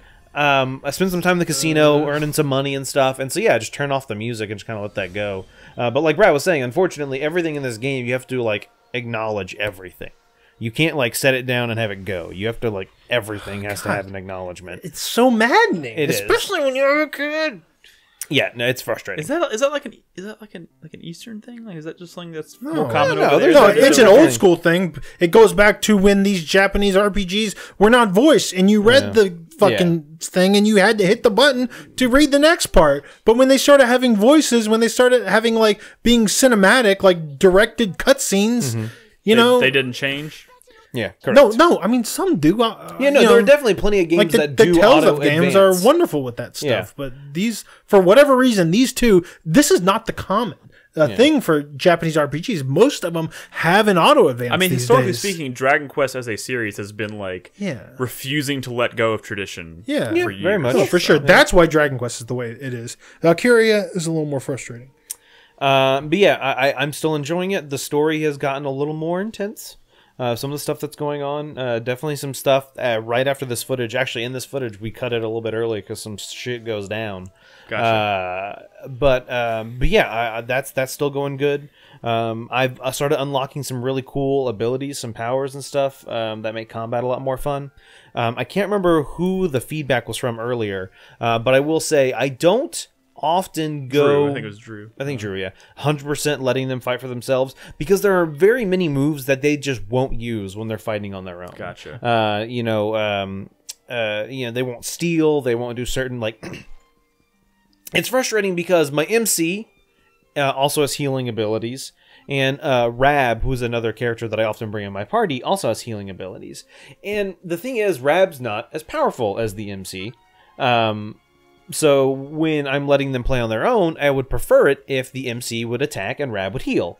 But if someone gets damaged and they're running low on health and the MC's turn comes up, he'll heal them. But I'm like, dude, like, Rab goes after you. Just, like, don't heal, attack, and then Rab... And so that can be kind of the frustrating thing. It's always hated about Dragon Quest. Yeah, and so there are definitely many times when if someone gets a huge amount of damage and I know my MC is next in the lineup, I pause it, switch tactics, manually do his turn. I mean, I feel like and the then let only it game that's continue. really gotten that, I mean, that I've had any experience with, that's really gotten the whole like automated like tactics kind of thing right has been in Final Fantasy 12, the Gambit system, and being able to like tell because you're people programming. you're literally programming characters to do this in Dragon this Age. scenario, Correct. and you're being like super thorough. And hey, this you is know, like a very I like light that. version of that, right? Yeah, no, it definitely is very light, and it will give you some like kind of like you can kind of tweak it a little. Oh, you know, give it like fight with everything, mix it up, conserve MP, stuff like that. Yeah.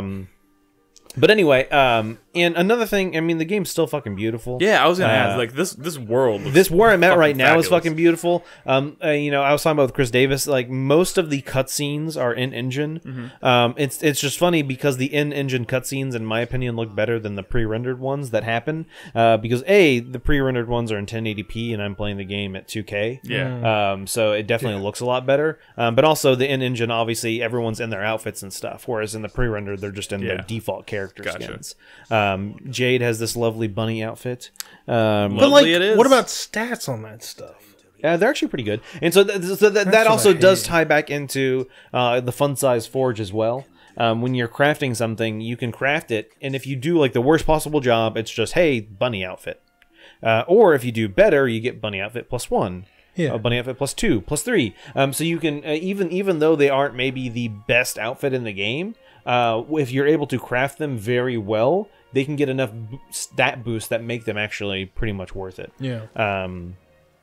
Yes, I do wish there was fashion gear and blah blah blah, but whatever.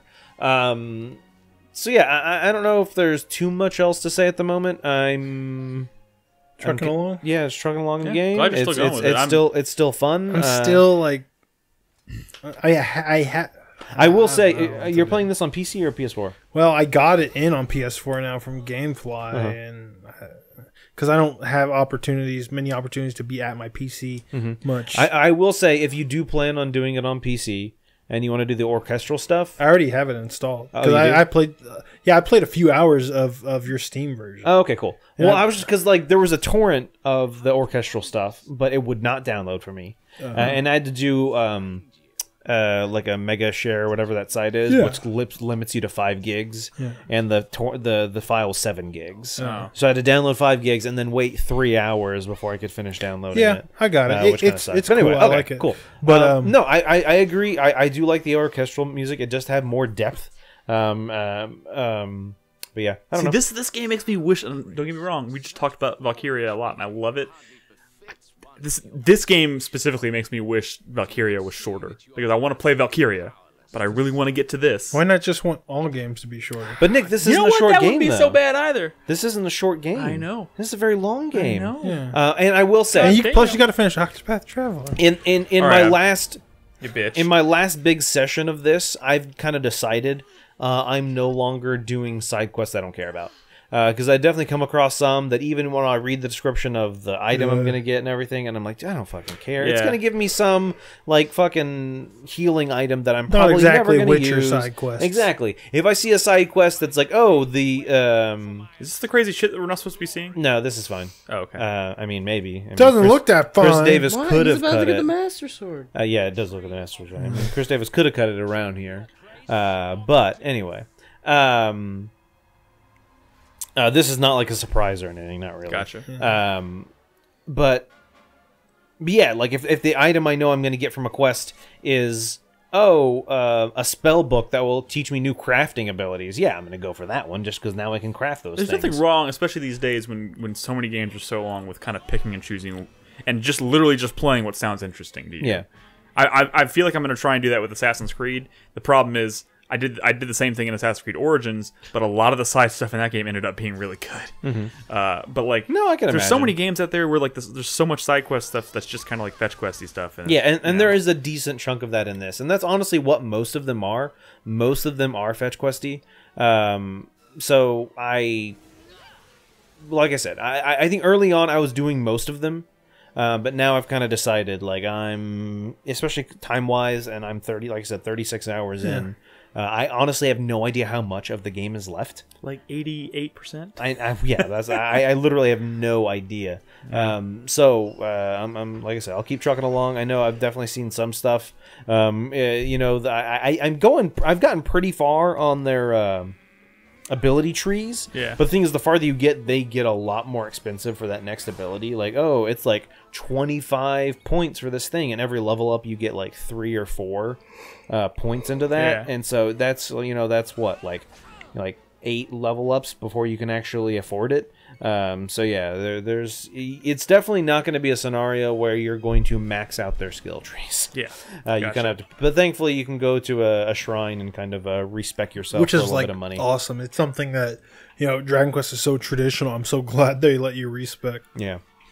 So like certain characters like Eric, he can do either knives or boomerangs or swords. He can do like 3 different things. And if you get 10 hours into the game and you decide, hey, I actually don't want Eric to do knives anymore, you can go to a shrine, spend a decent chunk of money, like I don't know, like 5,000 gold, and just like respec him, and just you'll get all those skill points, and you can rearrange them however you want, which is pretty cool. The only thing that's kind of shitty about that is you can't undo one ability.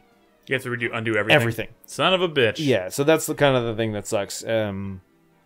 But yeah, like I said, I'm still enjoying it. 11, still dope, still delightful. Yeah, cool, delightful. All right, I think it's about time to take a quick break.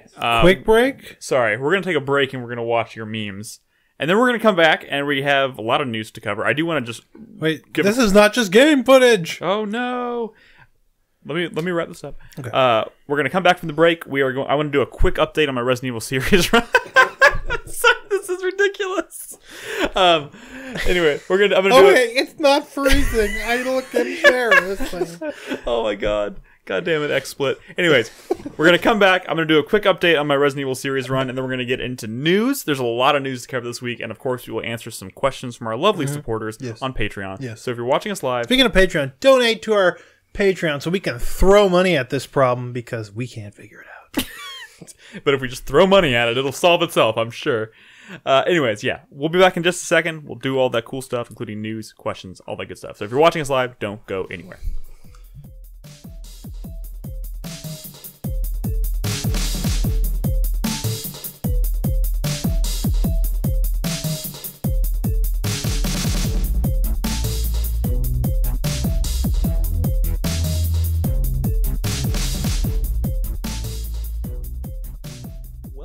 Back to the show? Heck, you're Question weird. mark? Question mark? Anyways, welcome back to the show, everybody. Thank you for sticking with us during the break. Brad, are you satisfied? We watched your... Yeah, I was trying to get you to watch that the other day. I would have cheered you up. Click a link for once in your life. I don't... You've betrayed me too many times, Brad. I can't... What? You make it sound like I'm sending you fucking, like, goatsy links. Okay, well, that's not necessarily what I'm referring to, but oh, okay. There was that one time. Okay. We all know what goatsy is here, right? Of course. Who doesn't know what goatsy is? I tried to explain to my coworkers. Well, Okay. I opened up a box of donuts. Okay. Did I tell you about this? What? There's a donut hole like right in. Oh, you did tell us about that. I did tell you about this, Yeah. right? Yeah. Okay. Wow. The bear claws. Yes. Okay. Yes. Okay. That's why I asked. I had to ask. Wow. Okay. Welcome back. All right. We only have one more game. I'm going to keep this brief. Like I said, we got a lot of news to cover tonight. It's been a pretty news-heavy week, and we got some questions to answer from Patreon supporters. So I just want to give a quick update on my Resident Evil series run, which is still going strong. Like I said last week, I finished Resident Evil 3 Nemesis, and I have moved on to Resident Evil Code Veronica, which is a game I haven't touched or played since it originally came out in 2000 on the Dreamcast. Are you asking me how the story is? Well, first of all, I'm only 4 hours in. Oh, okay. Now, have you never played this one? No, I mean, I have. In fact, it's the one I've been looking forward to quite a bit, maybe the most, just because I have such fond memories of, getting my Dreamcast and playing it for the first time, and it was the first Resident Evil game on a non-PlayStation, like on a non-Sony platform, so it felt fresh and new, I guess, even though, technically speaking, it's very similar to every Resident Evil that came before it.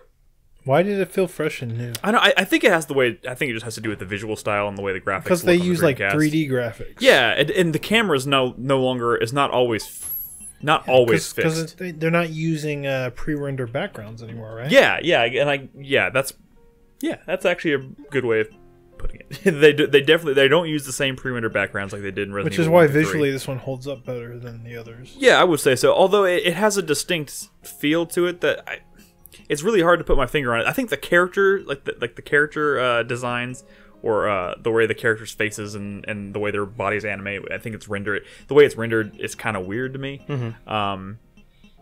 But overall, yeah, it holds up better because it doesn't rely on and that's not necessarily a jab at pre-rendered graphics. The Resident Evil remake is still pre-rendered graphics, but I think that game still looks leagues better than this, even to this day. But this game is just kind of weird, and I am talking from a story perspective. It's a very She drops the gun, drops down, and catches it. That's impossible. Okay, yeah. The game literally opens with her like she's being held up by a bunch of dudes with guns. So she does this slick action, like Michael Bay, like I'm gonna drop my gun and then for some reason drop to the floor and catch it before it hits the ground and then shoot people. Which it's an iconic action thing they're doing here. But when you watch the scene, like the camera's like on her, right, and she drops the gun, and the gun is literally like out of the frame of out of the shot, it's probably right around her groin area before she even starts to fall to try and catch it. It wouldn't be possible. Yeah, drives me crazy. Terminal velocity. Yeah, it's just not. It would be on the ground and she'd be fucking dead. It's very strange, and it's kind of a globe-trotting game. I haven't gotten to the part where you eventually go to Antarctica in this game. I was excited for you to get to this one. Why is my footage so dark? Because Resident Evil's a dark game. It's a Resident Evil because game. You've talked about how you thought that Resident Evil 4 was not just a gameplay shift; it was a tonal shift. Yeah, but I feel like they were getting a little crazy with this one. Well, they really only get crazy with this one in terms of ramping up the action in the cutscenes. Yeah. Outside of the cutscenes, it plays and feels exactly like a classic Resident Evil game. I'm talking about story, tone, characters, that stuff. Well, this is definitely the first time you start to see this is where the globetrotting aspect. Yeah, as well, I mean, it is bigger in scope, and it is definitely the first time you catch wind of the things that I truly hate about Resident Evil. This is the first time you see Wesker do his little teleportation shit and have superpowers. Yeah. And then of course for that reason I look down my nose at this game a little bit because of that, but it's very limited. There's only a couple parts in this game where it kind of goes batshit crazy. Outside of those moments, what's that the atmosphere. Sniveling dude's name? Steve? Oh, Steve. Okay, so I wanted to bring up Steve. Yeah, what about Steve? I forgot about. Well, I didn't forget about Steve. I forgot how bad his voice actor is. Oh my god, it is the worst. The worst. I'm not even talking about in terms of delivery of the lines. It is just the highest pitched, whiny, sniveling fucking voice they could have possibly chosen. Nobody should be able to listen to that guy's voice and be cool and be like, oh yeah, we'll use this. It's so bad. Holy shit. But it's everything else about this game outside of where it starts to kind of lead into the action stuff and the supernatural stuff that I still really enjoy. I think this game has a really cool atmosphere when it's still doing the classic Resident Evil thing. I don't know what it is about that. I think it's really hard to kind of put my finger on it because a lot of it has to do with the way the Dreamcast felt, because it's a very different. It looks and feels a little bit different from everything that came before it because of because of the tech that's running it, the fact that they're not using pre-rendered graphics, and because of that, and it's one of the only games where it kind of feels like that, because after this it was Resident Evil 4, which is a completely different thing in and of itself. So this is the only classic traditional Resident Evil game that looks has a distinct look to it, I feel. Well, with the exception of Resident Evil Remake. Not just that, but the early footage of Resident Evil. I feel like this is a pretty clear, going from this to Resident Evil 4. Remember the early leaked footage of Resident Evil 4, but with this camera angle? Yeah, and it was it was super dark, and he was on wasn't he on a big satellite or something? I don't remember. No. I mean, he was in a mansion. There was dolls and stuff. I'm talking about that footage. The footage I remember of the original Resident Evil 4 was him being chased by a shadow monster. I don't remember that, but I mean that was a long. We're gonna look that up. Second break. No, that was Lost. That's a good one, Crispy. That everybody already made that connection when that originally happened. But the original Resident Evil 4 footage, he's he's running around being chased by a giant smoke monster that has a hook. carries around. I'm not saying you're a liar. I just don't remember. All right, we're gonna find it later. We're gonna find it. But yeah, I mean, there's really not a whole lot that I can say here because it is a very traditional Resident Evil game. It starts to get a little wacky, and it does the globe-trotting thing for the first time. This is the first game that takes place outside of the confines of like Raccoon City. But everything outside of that is pretty much classic Resident Evil in terms of like puzzle and combat and stuff. They throw some particularly annoying enemies at you in this game, but I think every game in the series kind of does that. So that's all I wanted to say. I'm starting it. I'm gonna keep going with this. I think I should be able to knock it out in like one or two more, probably 2 more streams, and then it's on to Resident Evil 4, the first game in the series that like is a huge, massive departure from everything that came before it. So I'm actually looking forward to that. Brad, you look like you want to show me something. Oh no, I had that Resident Evil 4 footage put up. You don't remember the dolls? Whatever. We'll look at it. Hookman. Okay, so Hookman is in the demo you're talking about. I just don't remember the dolls. I remember the Hookman. Okay. So we're both right. How's that? Yeah. Mr. Hookman? Yeah. Yes. Please, that's my father. I like to say that. I like to mention that I finally finished Celeste. You know, after I got my my long-awaited. Finished? Yeah. Nolan is doing air quotes for those listening at home. Yeah. Well, I mean, there's like a ridiculous amount. Well, there's new areas that get unlocked when you finish the game. And Yeah, then but- you have to collect the hearts. Yeah, I don't have all the hearts because Okay. those are like.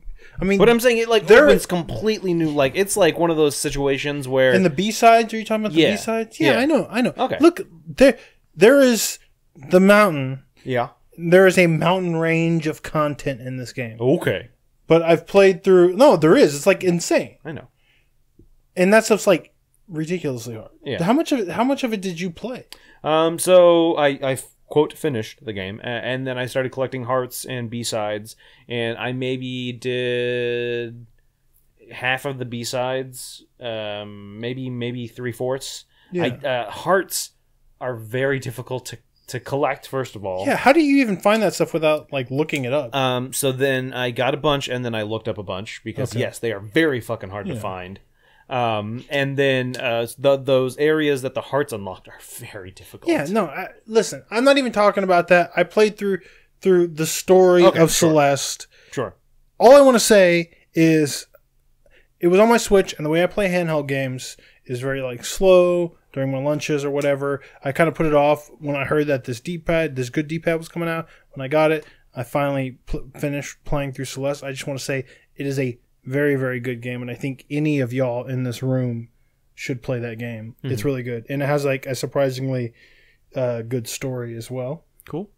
I remember we talked about that earlier this year. Yeah, right? it was a long when I fucking finished time it, ago. yeah, when I finished that's when we talked it is about not a game anyone But Brad, should sleep how about on. that music? Yeah, I mean the music is great. So I mean fucking everything is great. It's seriously some of the best Did you 2D platforming I've ever seen. Did you this do- is as good as Super Meat Boy in its level design. The game in the game? Yeah, Did you the beat that? Pico 8. Yeah. Well, I unlocked that very early on. Oh, okay. And once I started getting abilities that I hadn't got to in the main game yet, I sort of stopped playing. Mm-hmm. But no, I didn't finish. Oh, I beat it. It's fucking tough though. Yeah. Oh god, it's fucking tough. I mean, yeah. You should play that game. I mean, I think most people who don't know much about it don't even realize that what the story really is about. You know? Yeah. So you should Fair enough. play that. It is a good game. Crispy. Noted. A good game for your Switch, Nick. Yeah, but right now I think What is GameFAQs saying about Fortnite? I'm sorry. God damn it, Brad. Hey, it's fair game because he was not paying attention. I was. You said Celeste is good and we should all play it. I mean, Yes. That is in fact He's what he not said. wrong. He's definitely not wrong. That is what he said. All right. Are we ready to talk about the news? Because there's a lot. Yes. Yeah, There's a actually is lot. yeah. Let's get through these. Chris Davis, hit us with the news topic. You had to start with the weird one.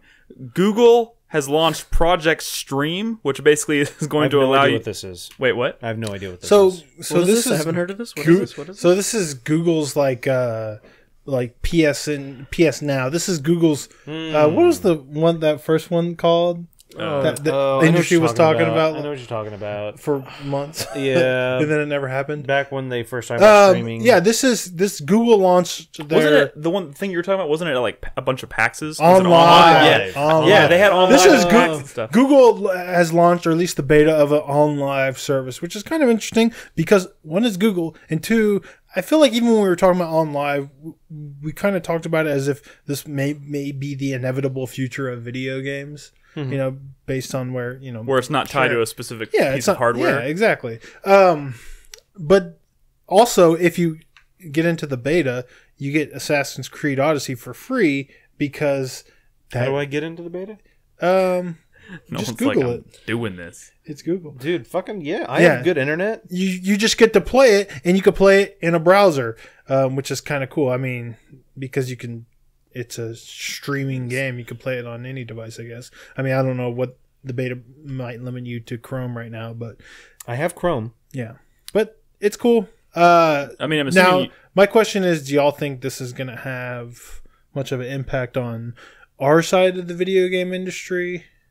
I mean, it really just kind of depends on like how many people adopt it, and I mean, it seems like it's going to require a certain amount of infrastructure on like the consumer's end to like make it a viable option. On the consumer's end, what do you mean? I mean, like you have to have a solid internet connection to the Sure, streaming. but like a solid internet connection is Brad, don't take for granted that we live in Austin where we have very good internet. Do realize that I would say like a good 60% of the Carthage chat- city doesn't I have know, good but I'm internet. saying since the announcement of fucking OnLive to where we are now, Okay, yes. it's much different. And I think Agreed. I think Carth and Chad is referring to there's a 25 megabytes per second minimum connection. Yeah.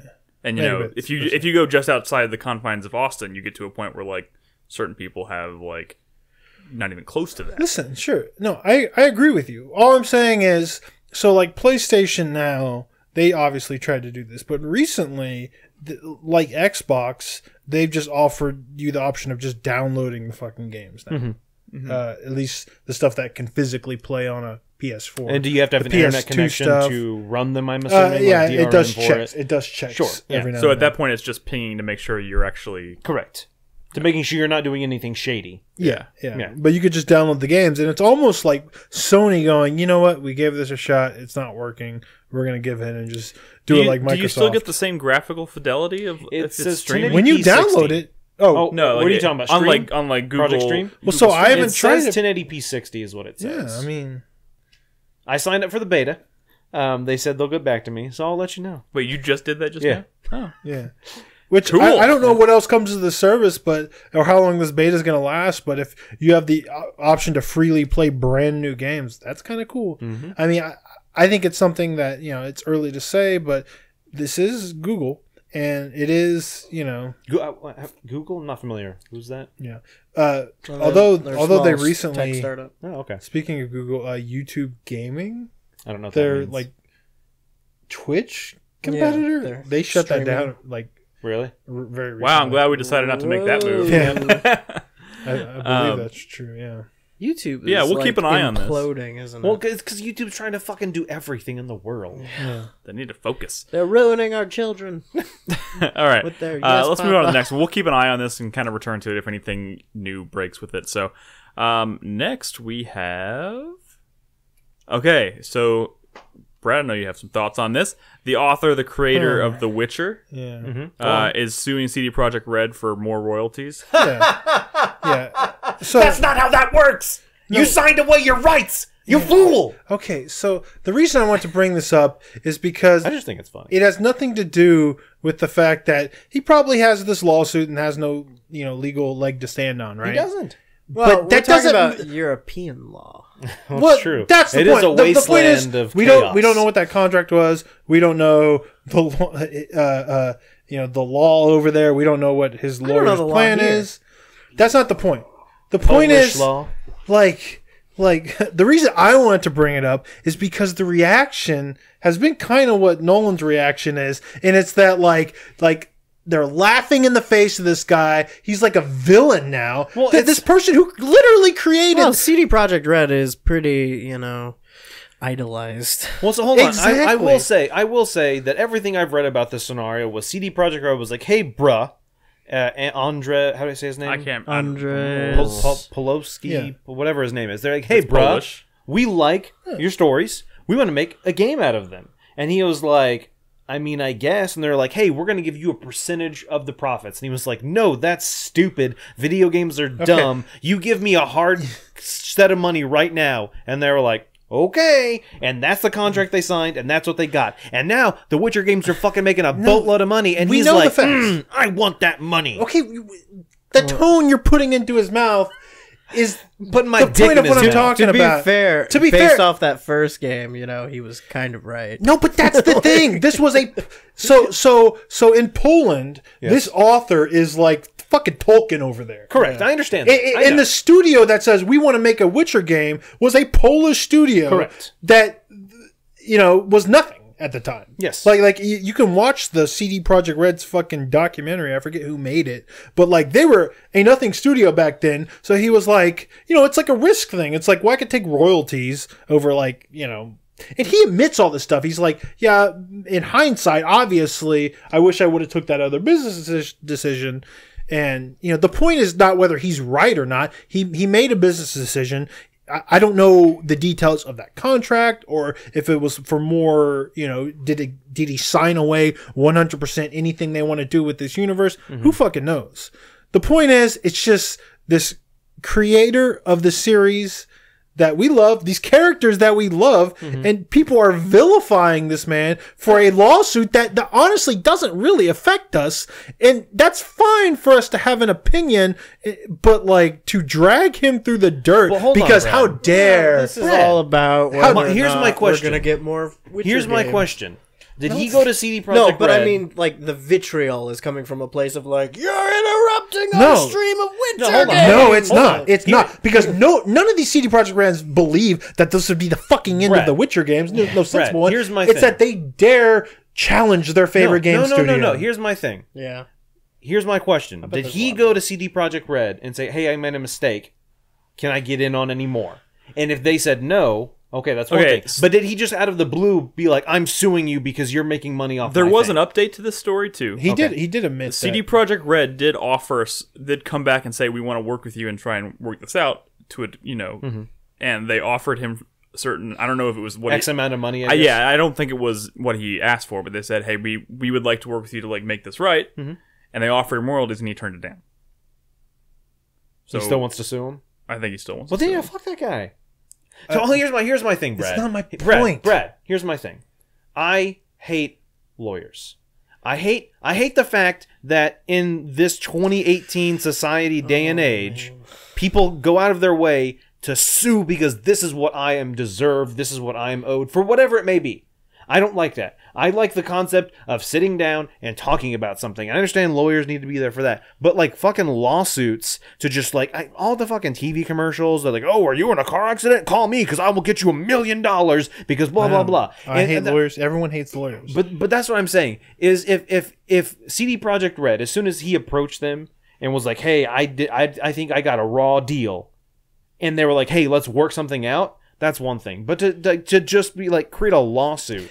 I'm just saying, we don't know all the details. We don't know the law, but we are painting a very good and evil storyline here. Yeah. Like, what if this was Tolkien? I mean, that's not even the fucking point. The point is, we don't know the I bet details. Like, we Tolkien don't know the wouldn't really law. like video Do games. you know how? So, like, let me give you an example. When there's a company that is like, okay, well, your name is too close to our very popular franchise. Like, we're gonna sue you so you don't use that name. Like, that sucks. We hate when they do that. Yeah. Like when Elder Scrolls is saying you can't call your game Scrolls. Or right? pray and But like pray it's, to the gods. it's so That's- easy to call them like a fucking demon devil, because how dare you pick on the little guy? But like Brad, you're peeking. but like what they say is that like especially with copyright law in this country, with as like kind of vague as it can be at times. Sure. Like you kind of have to protect ownership over your thing, because that can weaken your ownership over that thing you create. It can weaken if you don't protect. So his like argument comes from the fact that they made that deal, they made the game, and then they kept making games, and this guy Sapkowski, I don't know how to say his name. Sure. His lawyers are arguing that like the lump sum that they paid him for the rights to make the game like just covered one game, and then they just kind of like started making more games, and he wasn't getting paid for Witcher 2 or Witcher 3. Well, that's a completely different legal issue. And that's wins also or anything. probably... So they're saying he deserves 6% of the profits from those games, which would equal about $60 million. 16 million. 60. Everywhere I've seen says 16 million. Variety's reporting Still 60. fucking nothing to CD Projekt. Oh, Red, 60 million in Polish. no, Polish 16 million US dollars. zlotys, whatever that is. Fake money.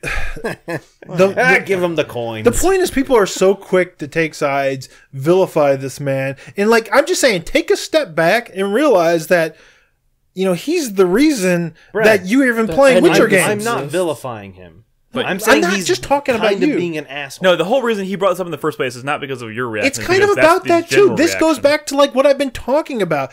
Cliffy B's an asshole sometimes. These aren't fucking PR people. But we paint these pictures like they should burn in hell, and we're happy. Like I have a feeling that if this Witcher guy like says, okay, I'm never going to write another Witcher book ever again, like CD Projekt Red fans would be like, yeah, fuck you. And it's like, that's crazy to me. Just take a step back, take a deep breath. Like, you're not lawyers. You don't know the whole story. You're reading quotes from fucking Kotaku articles. Like you're not even really involved in this, yet you're painting him as the devil, which is maybe fine, but it is still the creator of this thing that you love. Hey, the devil did bring us sex, so I will say that. True. I'm just Not saying. all bad. And this goes to like Cliffy B and fucking Battleborn and fucking everything. Like we're all just assholes. Let's relax a little.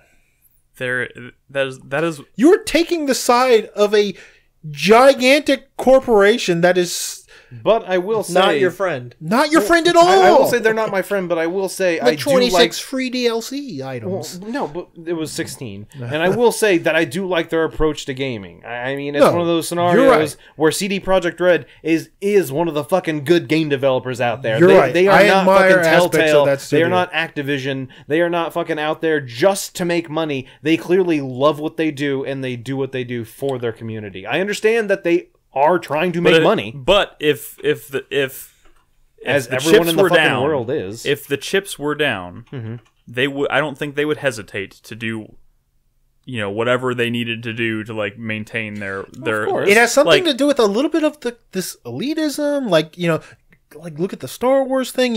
Fans kind of taking ownership over Last Jedi. What about it? the thing that the toxic no, stop. shit. Okay. Fans taking ownership gotcha. Sorry, of things gotcha. they like a lot.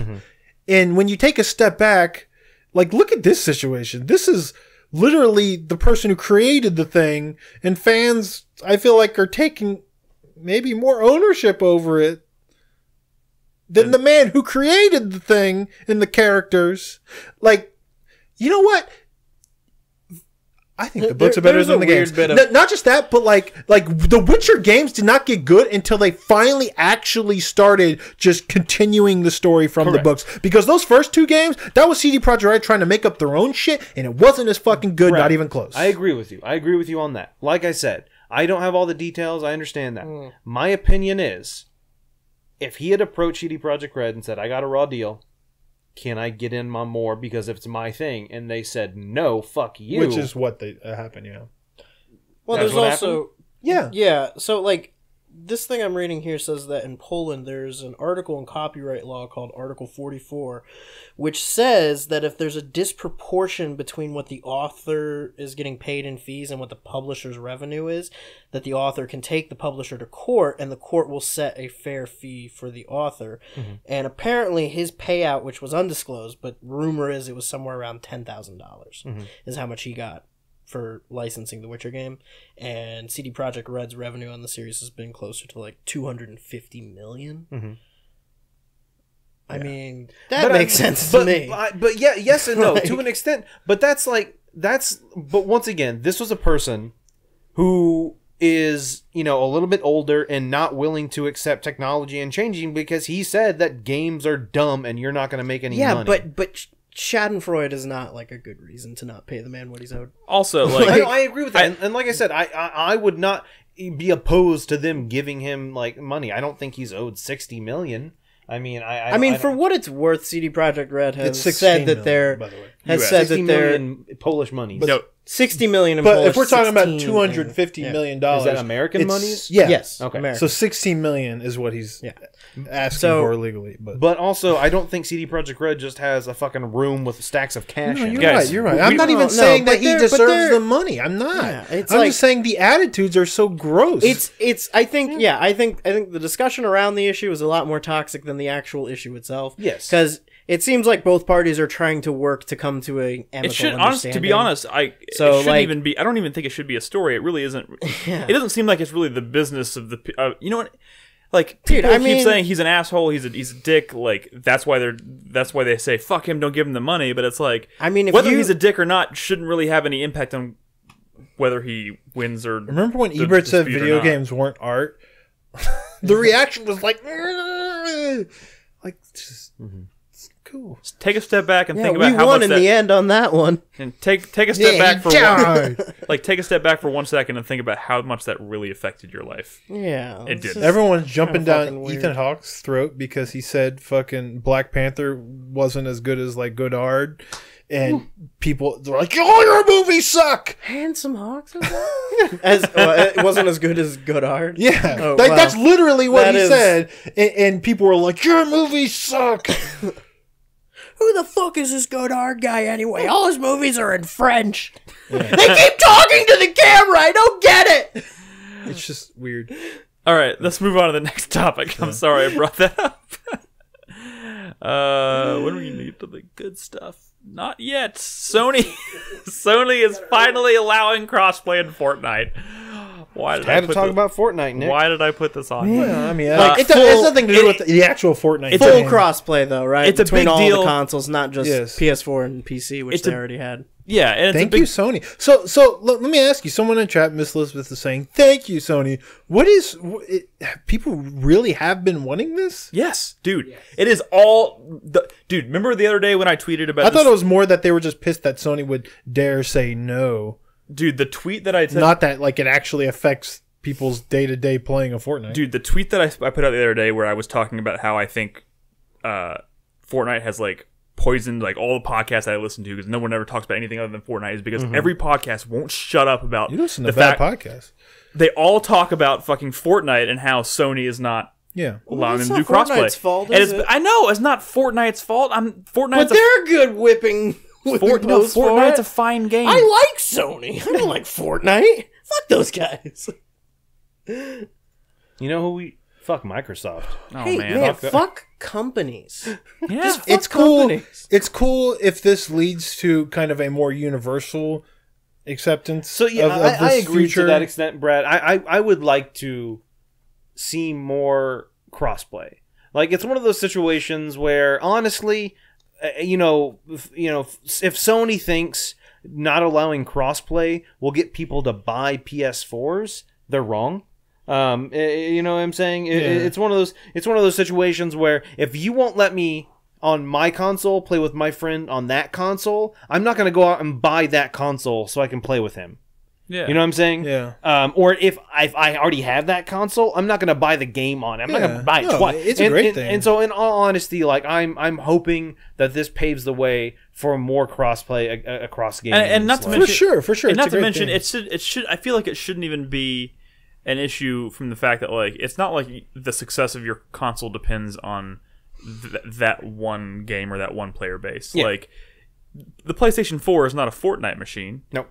Like saying that they can It is start a opening the first-party gate, game machine. Though. opening the gate to people being able to play with Nintendo and with Microsoft doesn't suddenly mean that you're going to start seeing people shift like not buy your system over others. Correct. Because you have all these other games. You have God of War, you have Spider-Man, you have all the other stuff that they can play on their system. Like Fortnite, I don't think is really going to be, and I mean, it's not going to be the deciding factor for anyone. I don't think. And it's just so weird because like people got really entitled about this thing that was never existed before. Well, there was also another aspect of it, and thank you, Elizabeth, you brought it up in chat. But there was also an issue with account locking because if you had, that's a different issue. Yeah, if you had accessed your Fortnite account on a PlayStation, it suddenly wouldn't let you access that account on any other platform. That was specific to the Fortnite. That was and I know, and it's just been kind of a weird situation specifically with Fortnite. So I think the reason I put it on here, the reason it's important, I think, is because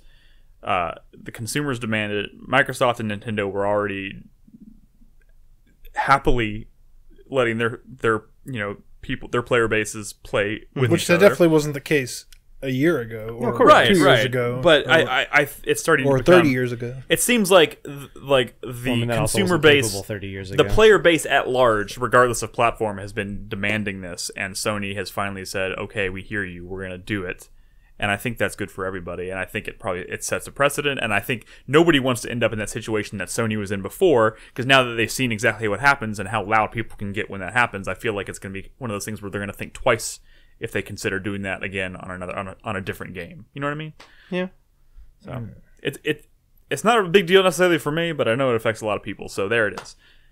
If you have Fortnite on PlayStation, you can now play with Nintendo and Microsoft. That's pretty cool. Next news story. All right. This broke yesterday actually. And it's looking like... What the fuck? How many news stories are there? Keep going. There's one more after this. I know. I know. I'm waiting for it. I know. Me too. Me too, Crispy. The Nintendo Switch, or Nintendo is working on a new model of the Switch, and it's rumored that it's going to be out as early as next year in 2019. As of right now, there's no confirmation as to whether it's actually in development or when it's happening or what features that are going to be included on this, but... Can it be smaller? I mean, right? What? Because it's not a screen thing anymore. I don't think it's going to be smaller necessarily. It might have better battery life. Yeah. There's talk about changing the tech for the screen so that maybe it gets better battery life because and a higher resolution. The system's in here. Like, can you make? I mean, I guess you can make everything smaller, right? Technology's constantly getting smaller. Have you not seen the Chinese the hacker thing or whatever that just came out in the news? That there's like a device that's like fucking this tiny that they can embed in systems. To like, it's fucking crazy, man. I do wish Can you play the Fortnite Switch on it? was smaller, but I don't want the screen to be smaller. You can't really. Honestly, what I think is happening is the technology in the screen is potentially going to be smaller, not the screen itself, meaning potentially you can, for the same chassis size, have a larger battery with maybe extended battery life. Like Nick was saying, higher resolution on the screen. I could imagine it being a 1080p screen. This is a pretty thick black frame, bezel or whatever, right? Yeah. Like black. Like, I think this is probably purposely done. Yeah. Probably. I mean, so they can make it all screen. There's the potential for that, maybe. Here's a question. There's no reason for it to be. Here's a question, and this is I've seen this float around a lot, and I think it's genuinely a good question. Do you think we're going to start to see them splitting their audience between being able to buy it at a cheaper price point for just the handheld, If it's smaller, and not having a dock? I think absolutely. Yeah. I don't see that as a big. I wouldn't see that as a big thing. Yeah. I And hope then it is. you can buy the dock separately later on down the Why line are or something. Why are all But, like, the there's the- accessories like- so expensive? It's so obnoxious. Because it's Nintendo. Brad, I mean- why are GameCube? Why I say GameCube? Why are like Wii U games still like $60? Like, 'Cause what it's if they fucking what if they Nintendo. release a version of the system that isn't even dockable? Like, it's just a handheld. Ooh, I don't know if they do that. So like, I mean, I didn't think they'd make a 2DS after making a 3DS, but that they isn't did that. dockable. Yeah, like what if But it's so like remove the the dock components technology needed is to make not it dockable. expensive. But Nick, the thing is that dockable thing is the USB-C port, which is also how it's charged, and I don't know if it would honestly be that much cheaper for them to remove that capability. I mean, I don't know, so I'm just remove spitballing here. the technology's in the dock, right? So Correct. So just remove the dock, sell this separately, and give them the option to buy the dock, later. Maybe drop the price from $90, but I don't know. I There's think that's so absurd. oh, I think a bigger. Is your mic on? Yes. Oh, yeah. I'm not catching Don't y'all's worry signals about it, here. I'm Nick. sorry. There's the signal right there. No, I think the bigger portion of this hardware refresh is them trying to address the hardware exploit. People being able to homebrew and basically pirate stuff. Oh. Okay. So I mean, I guess that's a thing. Is there something that hardware wise that people are currently hacking their Switches? Yes, absolutely. They discovered this like 2 months after release. Yeah. Of course. And basically, it's I don't know all the details, but it's basically a startup check of, I believe, the USB-C port that allows people to potentially run a program before a security check is done. And you could homebrew and do whatever the hell you want with the Switch now. Honestly, I think Nintendo is going to release Switch 2, and within 2 months, people are going to hack it anyway. So I mean, it's one of those things where it's like that was the whole thing with the Wii U. Is I was going to mod my Wii U because what the fuck else am I going to use it for now? It's basically going to sit on my shelf and collect dust, exactly. And so I thought about modding it, and literally the day I modded it, they released a patch that got around it. Like a month later, they'd already cracked it again. But the difference here is that this is a hardware problem. I understand. This can't be fixed by software, so it has to be a hardware refresh. Sorry, this is kind of also unrelated, but I had also seen someone talking about the possibility of them releasing a version of the Switch that doesn't even have detachable Joy-Cons. Like it's literally a handheld. That's the whole It's a unit. little too big for that, though. No, I mean like that is like the same exact size as you're holding in your hand right now, except these don't I could slide see off. it, Brad, mainly just because the slides that control the Joy-Cons, they're a little wobbly, and I could imagine in a couple of years them getting a little even more. I bet it'll feel wobbly. I bet whatever they It'll come feel up more with, sturdy. it'll feel sturdier. Yeah. Yeah. How about no Joy-Cons, just the Switch and a Pro controller I mean, you can do that right now, Brad. and the TV dock? So you just want to switch with a Pro controller. Saying maybe no handheld capabilities, like no screen. Oh. No screen, no Joy-Cons. I can't see Just them something doing you that. plug an HDMI cable into, I can't see them Dude, doing I would that. buy the shit out of that. Why? right? Just like no handheld capabilities. Yeah, because I don't. It's such a weird market because some people I mean, are like, I don't have a Switch right now, so the idea of them putting out a new Switch that's like maybe a little cheaper, that like I just plug into my TV and play, and treat it like is another absolutely Wii. what I would do. I guess. See, it's such a weird market because like I can't imagine getting the Switch that doesn't have the ability to dock and play handheld. I just don't. 'Cause Do, it's I not just very don't do a powerful. lot of portable. Yeah. I just don't do portable stuff. It would have to be pretty and, cheap. and crispy to that extent, I agree. I would say 90% of my Switch I played on a TV. Yeah. The only times I haven't was when not long after I got it, and I took a trip to Colorado, and Yeah. Zelda had just came out, so clearly I played that. That was cool. And then I played some Mario versus Rabbids in bed. Yeah. But other than that, yeah, I've played like 90%. And I mean, of my don't get me Switch wrong. stopped. The portable, like the whole idea of the thing being portable and being able to take it and do that kind of stuff is fucking awesome. But I would much rather pay like $100 less and just not have that. Yeah, You know? no, sure. I think that would actually be very smart of Nintendo to address different Options, parts yeah. of the market. It's weird that it'd be like a Vita TV. Yeah. Yeah, kind of. All right, let's move on to the last news topic. I just want to say real quick, Chris Davis, I totally this entire time I did not realize the signal that he's been giving Nolan was the fucking picture of Navi on the screen. Yeah, like, Hey, listen. I was like, why does he keep putting this on the fucking screen? get out of here, you little fairy. Anyways, sorry. We have one more news topic, and I'm particularly excited about it. So the other day... Yeah. There- Do you have the footage? No, we don't have the footage. In fact, the footage has been taken down. I think Crispy's No. excited. You can find it otherwise. It's still Yeah, up. for sure. I found it yesterday. Crispy's still up. We should have got the I'm still up. Well, first of all, I think fairly soon we'll probably Can we have say what this official is? footage. Yeah, Harry Potter. Someone drop a link in chat at least. So someone over at was it Reset Era or Reddit? Someone on Reddit. I think it It was Reddit. recent. Whichever I think it was it Oh, Reddit. well, I saw it recently. There, someone was apparently involved in a focus group where they were for a new Harry Potter RPG, and they were able to capture footage of this on their phone and upload it to Reddit. It looks very legitimate. It looks intense. It looks intense. It looks it's Is apparent. the developer confirmed? The developer is not confirmed 100%, but it is strongly suggested that this is Avalanche Studios, not to be confused with Avalanche, just Avalanche that Software. we know. Is it? Oh, sorry, Avalanche Software, not to be confused with Avalanche Studios. Which Nick, you're confused I again. just confused myself.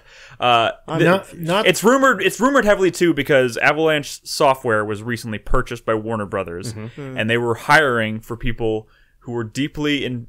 I forgot what the wording was. It was something like they were deeply passionate about. Like magic, Witchcraft and wizardry? like British fiction or something like that. Oh. I forgot what the wording was exactly. British literature. And Warner Brothers obviously has the rights to Harry Potter, and it's kind of like people will kind of put two and two together, and we're like, they're probably working on. And there was also that big push recently for Harry Potter to kind of have a resurgence in video games, and there's several projects that were like unannounced. Like they were like there are like 2 or 3 Harry Potter games in the works, and one of them was a mobile game, but like 2 others are up in the air, and this is rumored to be one of them. First of all, this is another big point of the story. I think a lot of people were. That's my other favorite part of the story. A lot of people were jumping to the conclusion this was a Rocksteady game, and it's not, or at least it's. Well, it's not jumping to the conclusions, right? It was. I mean, it was the rumors. that was the original rumor. Correct. The original rumor was Rocksteady. This was exciting to me because the footage looked good. Yeah. But then when I heard it was Rocksteady, I was like, okay, this is going to be good. Yeah. Okay. If it was a Rocksteady game, that would have been amazing just because we know what they do. And it could still technically be. It could be. But it's probably not. The one reason why I'm kind of excited that it's not Rocksteady is because now it means we haven't seen what Rocksteady's been working on. And you're just addicted. Who knows what the fuck that is? And you're just addicted to that feeling of wanting to know what Rocksteady is working on, so you just hope you never find out. I can't wait for it to come out and just like... I was hoping there was underwhelmed. 2 teams because or I was something. still definitely hoping that was going to be like another DC superhero property. Yeah. So now that... Still on the table. It could be. So a couple things about this project. One, here's what we know. Okay, well, this is not what we know. This is what is rumored based on what was told to this person in this focus group. It is an open world RPG where you journey to Hogwarts and you go to and become one. Should I just read the bullet points? Yeah, go ahead. Journey to Hogwarts to become one of 8 different wizard types. Experience Hogwarts, make new friends, uncover new secrets, change the fate of the wizarding world, experience a new magic system that creates countless possibilities, freely explore the wizarding world for the first time, choose your house, that's cool, and friends at Hogwarts and decide to pursue a path of good or evil, create your own witch or wizard, and experience an all-new story separate from the books or films, which takes place in the 1800s, I believe, too. 1800s, and that's kind of the thing I'm excited about, is the fact that it doesn't have anything to do with the books or films, so it's going to be kind of its own thing. Yeah, I like that conceptually. I think that's cool. I think it's a good opportunity to flesh out the universe. I think the Harry Potter universe, which obviously I've been very open about being a huge fan of for quite a while. I think it's a shame that we haven't got a game of this type in this universe until now. I feel like that's like a given. Mm-hmm. Well, we don't actually know the scale of something like this. We don't. And in fact, if it is the people what made Disney Infinity and some other licensed games like Bolt, I would be somewhat suspect of what that scope might be, especially because I would But you know what this reeks up to me. What this reeks up to me, especially because you obviously want to bring up Avalanche Software and their history of making games like you just mentioned. It seems to me like a studio that was brought on and built up to produce these games for a publisher like Warner Brothers, without having much say in what they were actually working on, and then finally being given the option to, okay, you've proven yourself doing these other projects, now we're going to let you do something a little bit more exciting. But Disney Infinity did not really end well. It was kind of like a sad failure in the end.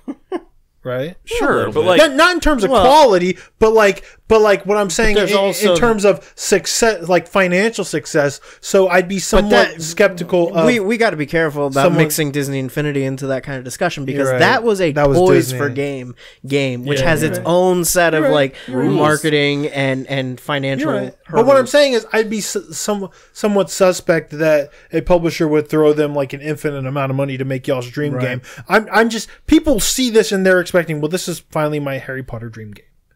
And Sure. and if it's it's our dream. It's a dream project. Doesn't necessarily mean it's going to be the equivalent of. It doesn't, because it's a dream project doesn't mean it's going to end up being my dream game. It could still turn out to be a failure or turn out to be be a horrible underwhelming. game. But like the fact that it exists, the fact that I'm not like even it's saying happening. horrible. I'm saying It's much just more kind of in- surprising, isn't it? Like, Yeah. it's just such a weird vector for something like and this. To... because you expect Harry Potter games to be not good. yeah. And when you talk about scope too, like even if the scope like is not like Assassin's Creed Origins, and instead the scope is more akin to like Middle Earth: Shadow of Mordor, like in terms of open world, like it's still like being able to like I've always wanted to explore that universe in a video game, and I've never felt like I've had the You're opportunity right. to do that But in a what I'm compelling saying way. is we have no reason to assume that this is the scope and scale of something even more than, say, like No, the PS2 Harry Potter we don't know games, anything right? about this. We don't even know if it's real, but we're all assuming Well, it is. we know it's Well, real. that looks In some pretty form, that's not real. I mean, I know it looks pretty real. But what I'm yeah. saying is we don't know what a modern Harry Potter game looks like. No, we correct. don't. We do not. That's why it's exciting, though.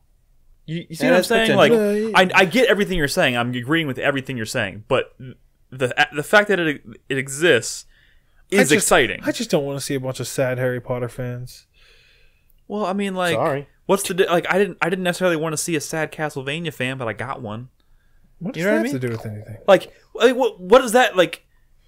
No, what I'm saying is I feel like the reason people were so high is not just because of the footage. It's because that footage came along with the rumor that it was Rocksteady. Yes. So I mean, so expectations I never were fucking here, and I feel like they never came down very far. Dude, when I first heard about this, I heard Avalanche Software. I never even heard Rocksteady come Okay. into the equation until long after I'd seen the footage. So to me, it was, and after it had already been basically disproven that it's not Rocksteady. So like to me, it's just an open world Harry Potter game from a relatively unproven studio doing an open world Harry Potter game for Warner Brothers. And the fact that that is a project that is in development automatically makes it like something that I'm very excited about. Hey, I hope I'm very, it's good. I'm very nervous about it. I hope that it's good. I hope that it is at least better than the average Harry Potter game. I'm sure it will be, honestly. Yeah. In all honesty, I've only played That two Harry bar is Potter not very games. high. Yeah, it's not hard to beat that. Some of the early ones weren't bad. It is such. They weren't great. It is such a rich and amazing universe and world that like I want to be able I to wouldn't explore say it. the universe is necessarily rich. I would just say there's potential in the universe. Yeah, there's potential richness. People don't like those movies though that are out, right? No, I those love are- Fantastic Beasts. I like it. Fantastic Beasts movie. Fantastic People like Beasts those- is actually I pretty mean, good. it's not the original. It's not. I mean, it's been pretty. I tried to middling. watch one of them, but Malia's one very. of them. There's only one. There's the second one's coming out this year. I tried to watch that one, but Malia like put her foot down. Why? Like, Is she a Harry not Potter my, elitist? Not my Harry Potter. That was her attitude. Wow. Yeah. Oh man, I think. Yeah, she just- I don't think like the story in that movie was like particularly great, but the like world building was fun. I liked the setting it was in. I liked that there was very little to do with Harry. That's why I liked it. There was little to do with Harry Potter. It was just in the world. Plus, I don't it took like, place in America. They were making Harry Potter great again. I don't like some of the stuff that Name they of the did. show. There's a few little things. I'm honestly not the biggest Eddie Redmayne fan because he's the same character in everything. And that character in that movie was so fucking lame. Yeah, I didn't like him as much. I liked where they were at.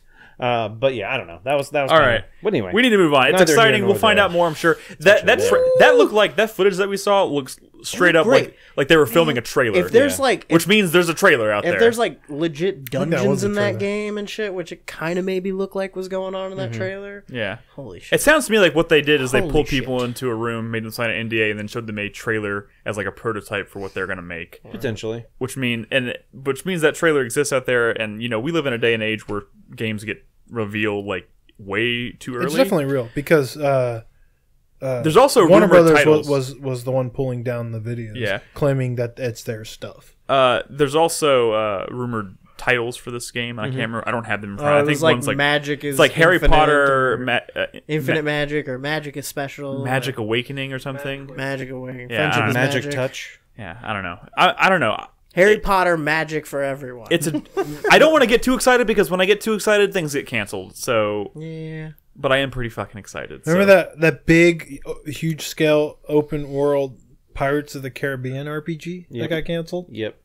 People were Nick, pretty psyched about why that. didn't you get excited for Venom? The movie? Yeah. Because then it would have gotten canceled. Oh, You I could have was like- saved us, Nick. I was like, all your fault. You I was could have like, saved us where do and I- Tom where- Hardy. Where do I begin? All right, let's move on. So first of all, that's a lot of news. We got a lot of questions to answer too from our supporters on Patreon. Nolan, I'm going to hand it over to you just a second. I do want to remind everybody, like I said at the start of the show, if you're interested in supporting us on Patreon, find us at patreon.com/4Player. $1 a month goes a long way. We'd appreciate any and every bit of support you can throw our way.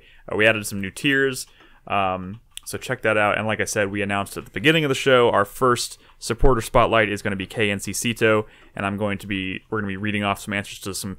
He's going to have a little bit of a platform starting next week.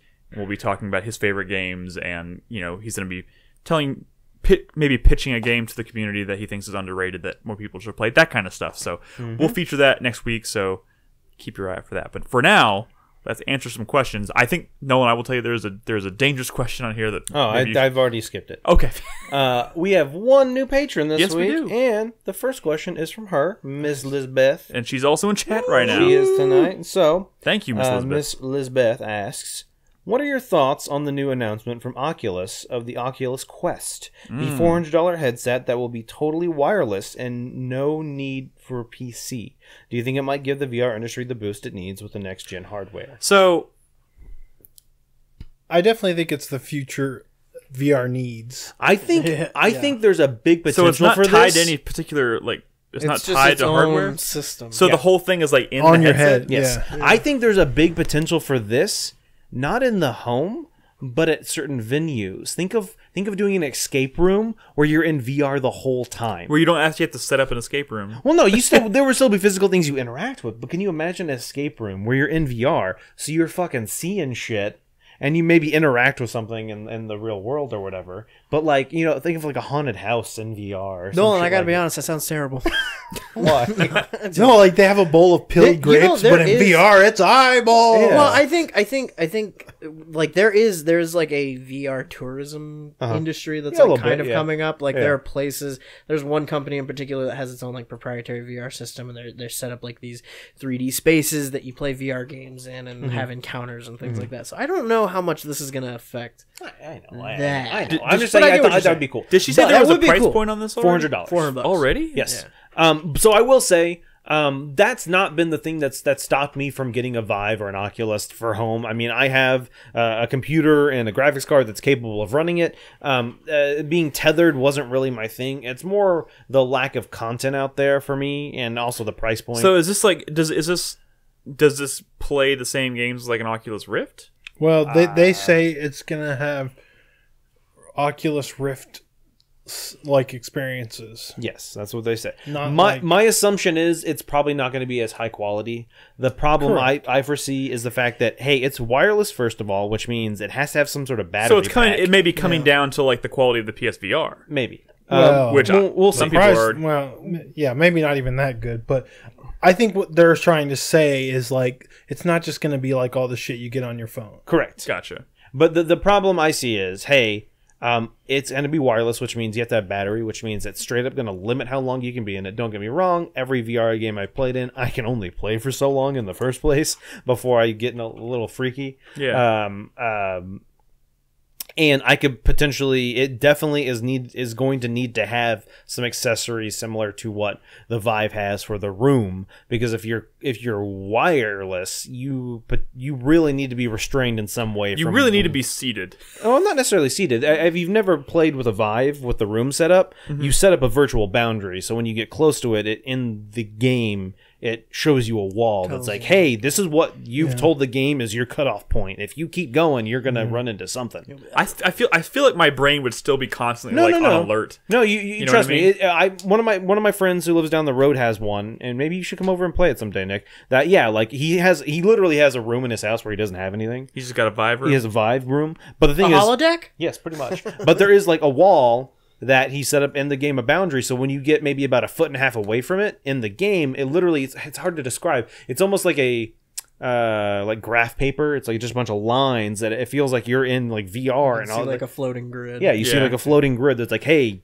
this is the fucking stop. Now what if I try and run full speed? Yeah, right into the wall. All right. Cool. But yeah, so I don't know. I see potential for this. Am I going to get it? I don't know. I think if anything, it proves that like there's still innovation to be had in the VR space, and that they're still serious about trying to find that VR future. Sure. And I think the VR future is definitely something that's going to eventually happen. Yeah. It's about keeping it in the air until they get to that point. I'll be honest, like if I could get without people just like completely writing it off and they got to keep it relevant, and that's honestly I think a big role in that maybe what the PlayStation VR, if they can continue to support it the way they have been, that's the role that's going to play, because I think if I can get a PSVR quality experience without wires attached to me all the time. I mean, I haven't found too much like problem with the wires. I think it's mostly the setup that I can't stand. Like having to like, I don't have it set up permanently, so when I want to play a VR game, I have to like bust it out. I guess that's true. And in all honesty, I will say I wish the wires were a little bit longer. Yeah. Did they sell? I assume they sell probably an extender. Probably so. Yeah. I might look into. I don't know. It just whatever. Anyway, let's move on. Next question from Alfian.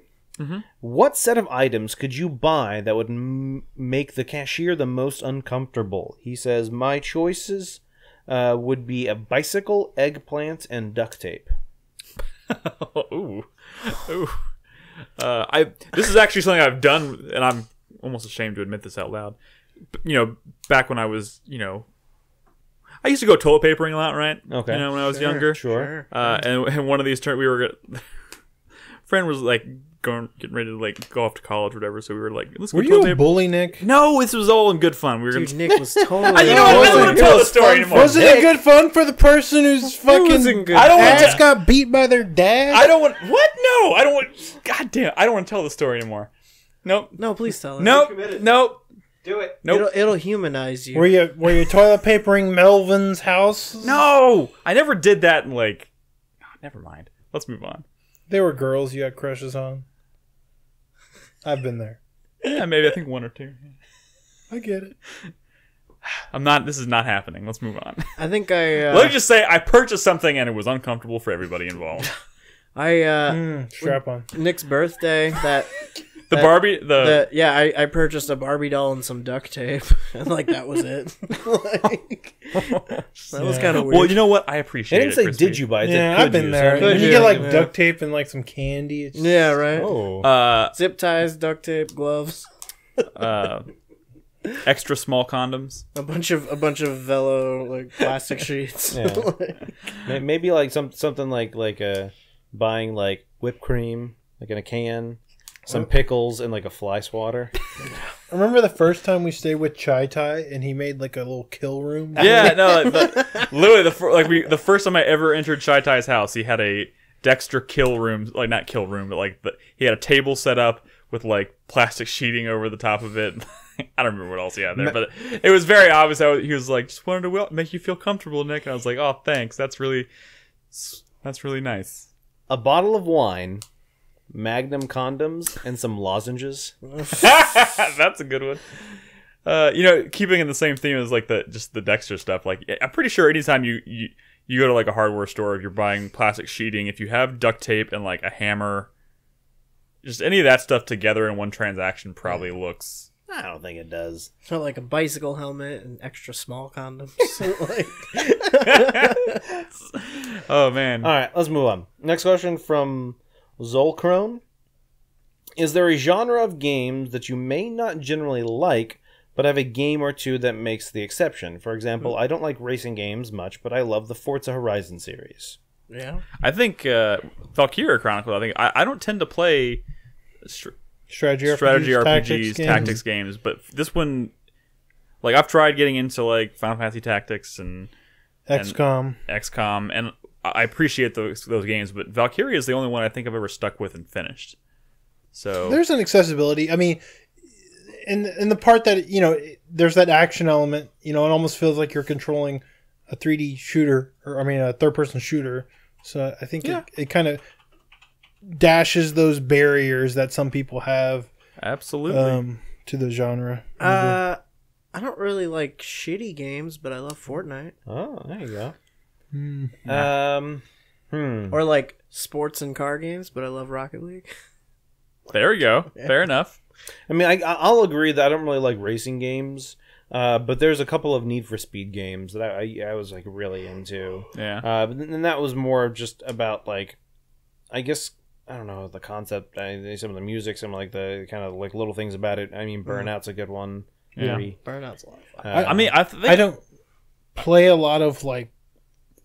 I mean, I don't know if this is true. I don't play a lot of first-person shooters. I mean, it's not like my favorite genre, but I mean, I'll fucking go to bat for Fear or like Half-Life any day. Duke. Yeah, first-person shooters is definitely a genre I don't play much of anymore.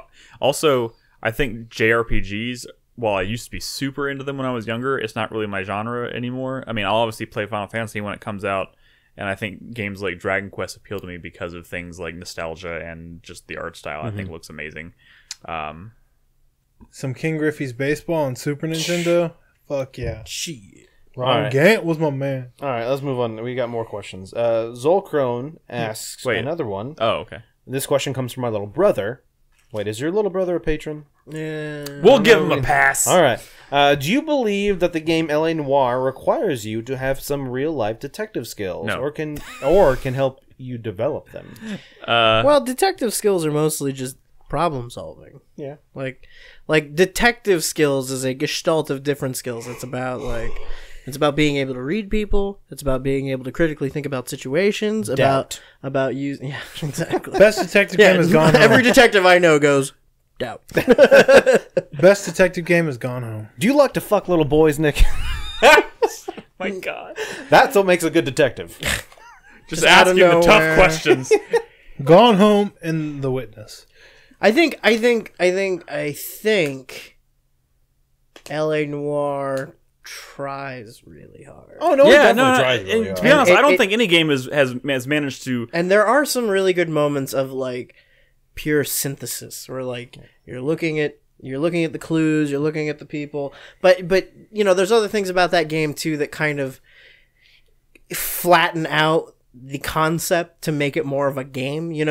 the idea that like every witness is usually just kind of like if they're lying, they're like Yeah, they get all shifty. it's all and- it's all real like all the tells are really big and flashy. Yeah, I don't think any game has really done it yet, but I'm hoping that eventually, like certain games like Detroit, I think do did think some cool Detroit stuff. did a little bit better job. But I really do think it really needs to be less about highlighting things in Her the environment story and really is a detective game. Oh, yes. I Okay, mean, that is that's- and that's weird to say, So good. but like her story kind of represents what a pure detective game would be because that game is just Interviews. information. Yeah. her story It's just also paints information. a picture of a police station that is does a very bad job of data storage. Yeah, I will say. right. You can only like save 5 Yeah. video clips. I mean, I'm but just the computers are broken, Nick. I'm really hoping we get to a point where there's like a her detective. story. Oof. I hope we get to a point where there's a detective game that's very much like a third person, action kind of game where you're walking around an environment and it really is about training the player to be observant and not like highlighting things super obviously. And it's really about, but like, I don't know if we're ever going to get or when we're going to get to that point, but You know, Gone Home. yeah. Even though that's not, but like that's always going it's to. not like a gamified element. Yeah, it's just you're along for the ride. Like I want the player to be challenged to figure things out. All right. Like the thing in Detroit where you're doing all these, you're going through all these scenes, you're finding all these clues, whatever, and depending on the decisions you make at the end, you end up in the situation where you're in that room, right, and you have to kind of like piece together the story and figure out the twist or whatever, kind of at the very end, which I That's didn't the see problem. coming. Like that these was so detective cool. games are so obsessed with that part. The twist. Yeah. The part where you have to piece everything together, and did you solve it?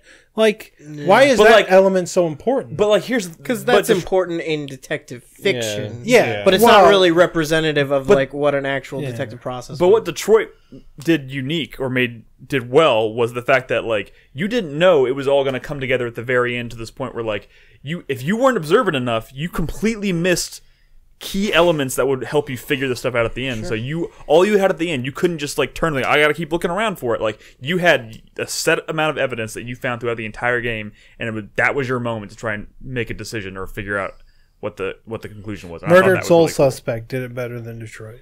All right, let's move on. We got more questions. Cool. Mr. Gringtos, would you rather show your co-host your browser history or confess your biggest secret? I would. Well, I feel like my browser history Well, is first my of all, biggest secret. incognito mode. Is it? So browser It's history. no secret. Yeah, right. No, I would show you my browser history. Fuck. I Yeah. think you guys know what I Google. What is speaking of browser history, someone posted a picture of the new Catherine in Discord, Uh-huh. and it was like literally Catherine, or I guess the new Catherine, What, like Like- the game, Catherine? like face sitting the main character. Yeah. What the fuck was that fan art? No, I don't think so. That seems. I'm playing that. What was that? That was good. That was good. That's a new level of. Someone post that picture. Someone post the picture, just so they know what I'm talking about. I would Somebody get Brad the pillow so we we can do hide need his. to all be on the same page. Wait, It's important. someone post the picture. It's like intense, man. Like this is Wait, good hold on. stuff. Wait. All right. Now post the picture. They yeah. What's going on there? That I might get that. That's the new Catherine, right? Yeah. But, She's better than Okay. the other Catherines. you know what? I'm not gonna bring that up. Okay. I didn't know they were doing. Isn't a there sequel to something Catherine. very different about the third Catherine? Well, hey, we gotta play it. But Gotta you know, play it to find still out. interesting. No, yeah, it's interesting. It's definitely interesting. All right. Well, All sorry, right. what was the question? Browser history or biggest secret? Oh yeah, browser history. Fuck it, I don't care. Anybody else opinions? Yeah, I've got some dark secrets. I'm gonna go with browser history. No. I mean, I use incognito mode, so you can look at my browser history. Look I don't all give a you shit. want. Yeah. Just don't talk to my ISP. Wait, is it fan art? It's not fan art. It's from the game. I have no Maybe it's idea. fan All right, art. moving on. Next question from Windlefer. It's not graphic, by the way. When Dawn, Fighting game aficionado. What would your own ideal horror game be? In what setting? What would the core mechanic? Combat? No combat? What would the name of your game be? So here's the thing: my ideal horror game Doesn't would exist. be that there's no horror in it, and you just walk around, and everything's nice and friendly. You know what? Is that from the game? Oh my god. I would not be looks pretty surprised. If it legit. was. I sure mean, it's I'm sure- probably a scenario where like the character like fell on him. Yeah, no, And- that's definitely what happened. She's like wearing a skirt and everything. Yeah, well, I mean, of course, it's Japan. Yeah, that looks legit. I bet that's in there. Yeah, Is that heart supposed to be a V? yeah. I hope no one photoshops that. Oh God. Ooh. Yeah. All right. So my ideal horror game. I don't know what my ideal horror game would be, but I've seen all the like one of the big trends, like especially in like early access games the past few years, has been like surviving this deserted island or whatever. You know what I mean? Yeah. But like I would like a horror game where like you survive like a plane crash or something in the middle of bumfuck nowhere, and like you're being. I don't know, and it's like an open world game. Like there's not. I would like a more open. First of all, just in general, I would like a more open horror game where it's The not long super winter.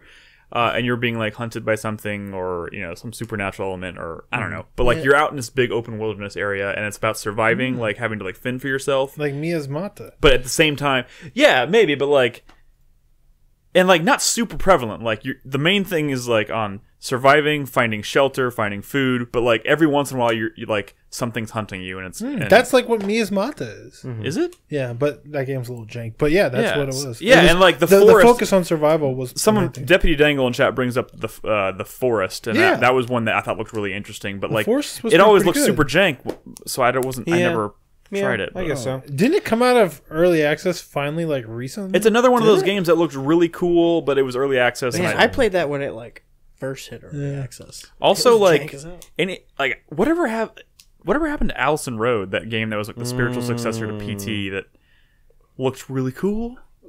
It must have been canceled. I I'm with haven't you on heard from that. horror. Like that kind of like I don't know. Everything open. I'll say that I'm not super big into horror games. It's not really my thing. I'll play them. I hate games when you're chased. That's like my biggest thing. see, I hate being fucking chased too, hate but being like chased. there's also something strangely Oh no! I fucking hate. makes the me feel shit. alive. No, You want a fuck world. that. You want places. Yeah. You want buildings. Um, like the best parts of Half-Life 2 are when there's just like a house and you're like, okay, I'm going to go in this house, I guess. Dude, there's Oh, man. I will say that for some reason this reminded me of the delightful TV show with Richard Dean Anderson, MacGyver. There's an episode with Bigfoot Holy shit, that episode scared the shit out of me when I watched Did y'all see it. that? That was a very Did y'all see what I very found scary out the other day? I episode. tweeted about it.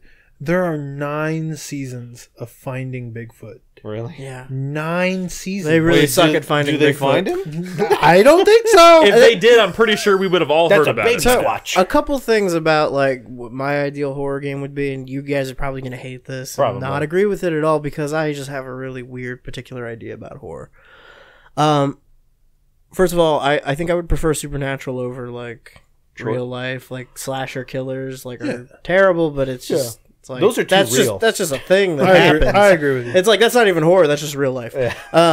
I really like supernatural elements. I think the best part about any horror is the ones that rely more heavily on mystery than they do on shocks, and it sucks because like no mystery is ever resolved in a truly satisfying way. Sure. You know, the mystery is way more interesting than the solution. Correct. I also love horror in whatever medium it is. If it's printed, if it's video games, if it's movies, I love any horror that is built and striving towards dissolving the line between entertainment media and like the real life of the audience.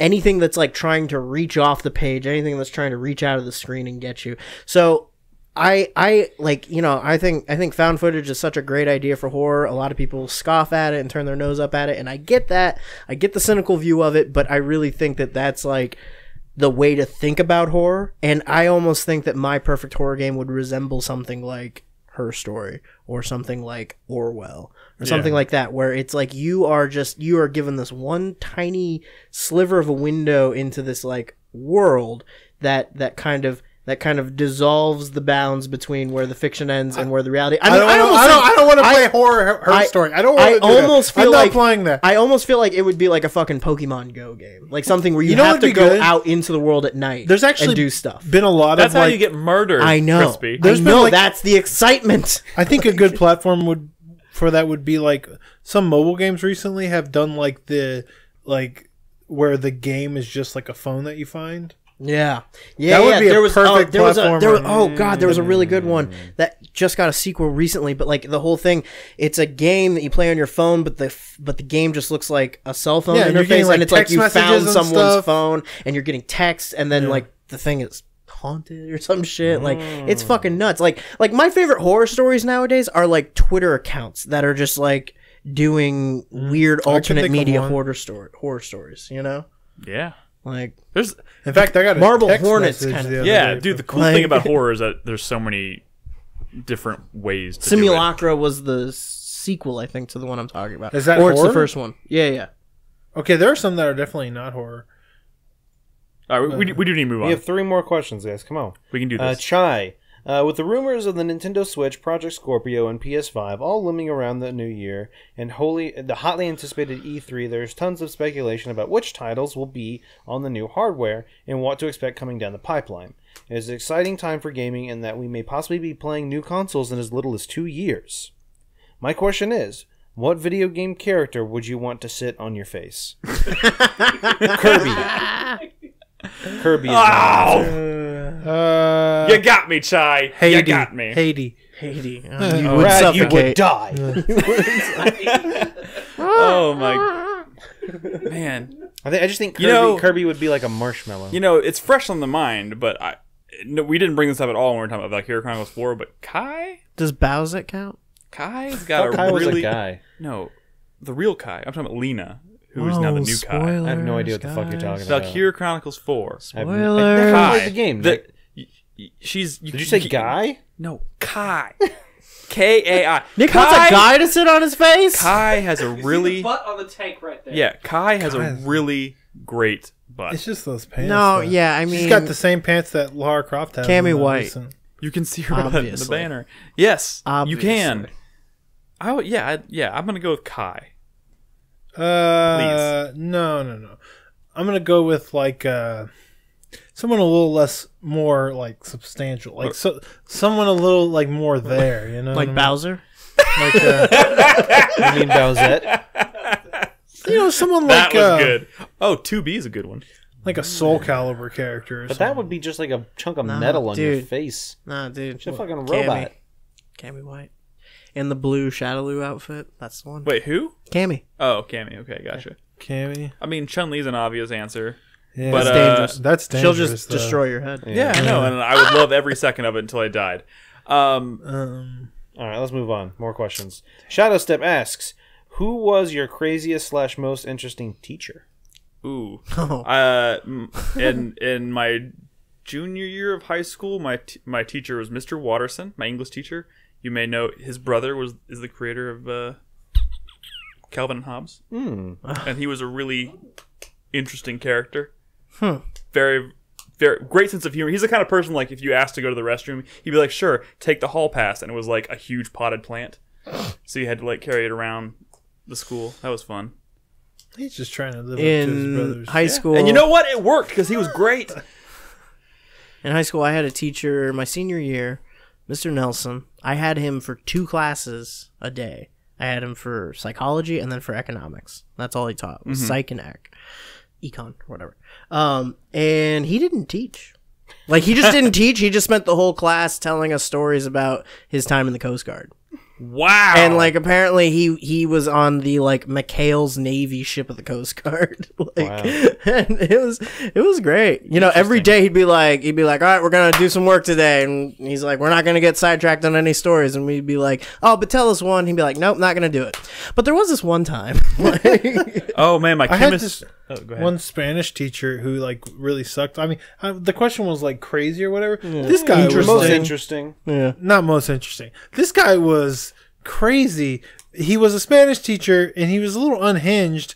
Because we used to like fuck with him. We used to like bully him because all he ever talked about is how shitty we were and how his Guatemalan kids that he used to teach in Guatemala were like so much better than we were.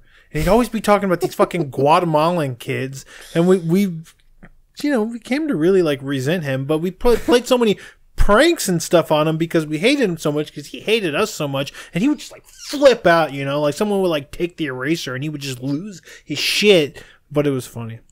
He was bad. He was real bad. I had in high school, my senior year, I had a physics class. Mr. Kelso was the teacher. And yeah, he was kind of out there. Like, he would talk about physics for a while and he would just go off on these random stories. And then like one time I went to hand in my paper and he was like, "Nolan, like people from NOLA? Like you from NOLA?" And then you're a NOLA. And I'm just like just take Yes, sir. Like, yes. But he would just go off on these like random rants in the middle of class about like just like this really weird shit that was so obscure. And I had him for my period. Our high school was weird. We had the 4th period was kind of broken up into like 4 sections. It was like an hour of class, half an hour of lunch, and half an hour of like study time or whatever, and depending on where you were. So I was in his class for that half hour of study time, and it would just always be really weird, just like the shit that would go on during that half hour of definitely not class. But yeah. And like for some reason, your Spanish teacher made me remember. I took a Latin class. And I just remember this one time where I was trying to throw like a note into, I had a piece of paper and I threw it in a trash can. I missed. It hit the edge and bounced away. And this girl in the class, can't remember her name now, like picked it up and she looked at me and she put it in her backpack. And then that was it. But it was, I never really knew. What was the note? I don't even remember at this point. It was probably just whatever. But I just remember it being Bunch weird. of dick drawings. Probably. Joke's on her. Last question. All right, final question for the evening because someone asked one last minute, but no, that doesn't count. You got to get them in before at least the second half of the show. But we'll give you a break this week. No, we won't. No, we won't. Fuck you. Ask it next week. We roll with an iron fist. Oh, I thought you were saying. Okay. No. Zero Skies asks, what was your favorite Halloween trick that was done to you or that you've played on others? Oh God, I don't think I have any good stories for this. Halloween trick, like a trick or treat. Trick. That time they put razor blades in my bag. No, I don't. I got nothing. No one ever got you, Chris Davis. No one ever got you with the classic like, "Oh, you want candy? I'm giving you razor blades." Never happened to you? He hasn't. I do remember one Halloween he doesn't where detect you. Bernadette came home from work at around like 8 p.m. And then she like opened the door and like yelled at me, and I was like, "What?" And she's like, "There's been no trick or why trick or treaters?" Like, no one's come by. It's been weird. It's because I forgot to turn the porch light on. And so I guess no one thought I was home. And I was just sitting in the living room watching TV with like a giant bowl of candy, just waiting for trick-or-treaters. And so and then all of a sudden there was like 40 kids in my driveway. Fucking. Yeah. I haven't really played Sorry, that I have many, like, no Halloween good pranks. I played. I don't. Yeah. I'm too lazy. Yeah. It's always been pretty straightforward for me when I did go out. It was just go get candy, come back, eat it. That's about it. You can't do anything crazy. There's no way I'm as boring as because there's all people out there. I don't know. I mean, I've definitely done stuff like tricks and whatever, but I don't think there's ever really been anything like Halloween, like spooky, scary skeletons. It's been I mostly don't really treats. Yeah. Sorry, you wasted a question. Yeah, I don't know. Well, that's all the questions this week. Thanks to all our patrons for the questions you've asked. Like Nick was saying earlier, all you got to do to ask us any question you want is become a patron at patreon.com/4player or 4playernetwork.com/Patreon. Yep. Donate $1 or more, you'll get some exclusive content. We've just recently revamped the tiers for our Patreon. Go check them out if you haven't seen them. Gonna order some new mugs for people at the $10 tier this month. Do it. Those are cool mugs. I drink out of one every day. I wish I had one. I don't even. I know I'm gonna get. Y'all are gonna get mugs this month. I promise. You keep saying that. There's been stuff that's been preventing me from doing it, but now I can do it. Damn you guys. Anyways, yeah. If you're interested in finding out more, like you said, patreon.com/4player. Let's move on and wrap this show up. It's getting late. Y'all want to know a good prank? No. Get like hundreds and hundreds of like paper cups, like cheap paper cups, and like you got to be near a bathroom or whatever. But fill up each little cup with water and place it on the floor like every inch in like someone's like dorm room is what you do, and then like do it like all the way to like the door. So when they open the door, the room's just covered in cups of water. They're just covered in cups of water, and there's nothing they can do except empty each one. And spend just as much time as you. Yeah, just as much time as you. Yeah. But it's way funnier for you. Yeah. Yeah. Anyways. Or I like the one where you do like the medicine cabinet. You get like a piece of cardboard, and then you like fill it with like fucking M&Ms or something. Oh yeah. And then like slide out the cardboard, so when they open it, just fucking thousands of M&Ms. That reminds me of like the old like fill up a huge trash can full of water and lean it up against someone's door and then ring the doorbell. That's just fucked up. Jesus Christ! Nick. I never did that. Jesus Christ! I have lines that I don't I like cross. The one where you do like the sledgehammer. So when it opens, the sledgehammer swings down and hits them in the stomach. I thought you were going to say like they open the door and you just hit him in the head with it. It's so funny. The old bag of hammers over the door trick. Classic. Yeah. Murder.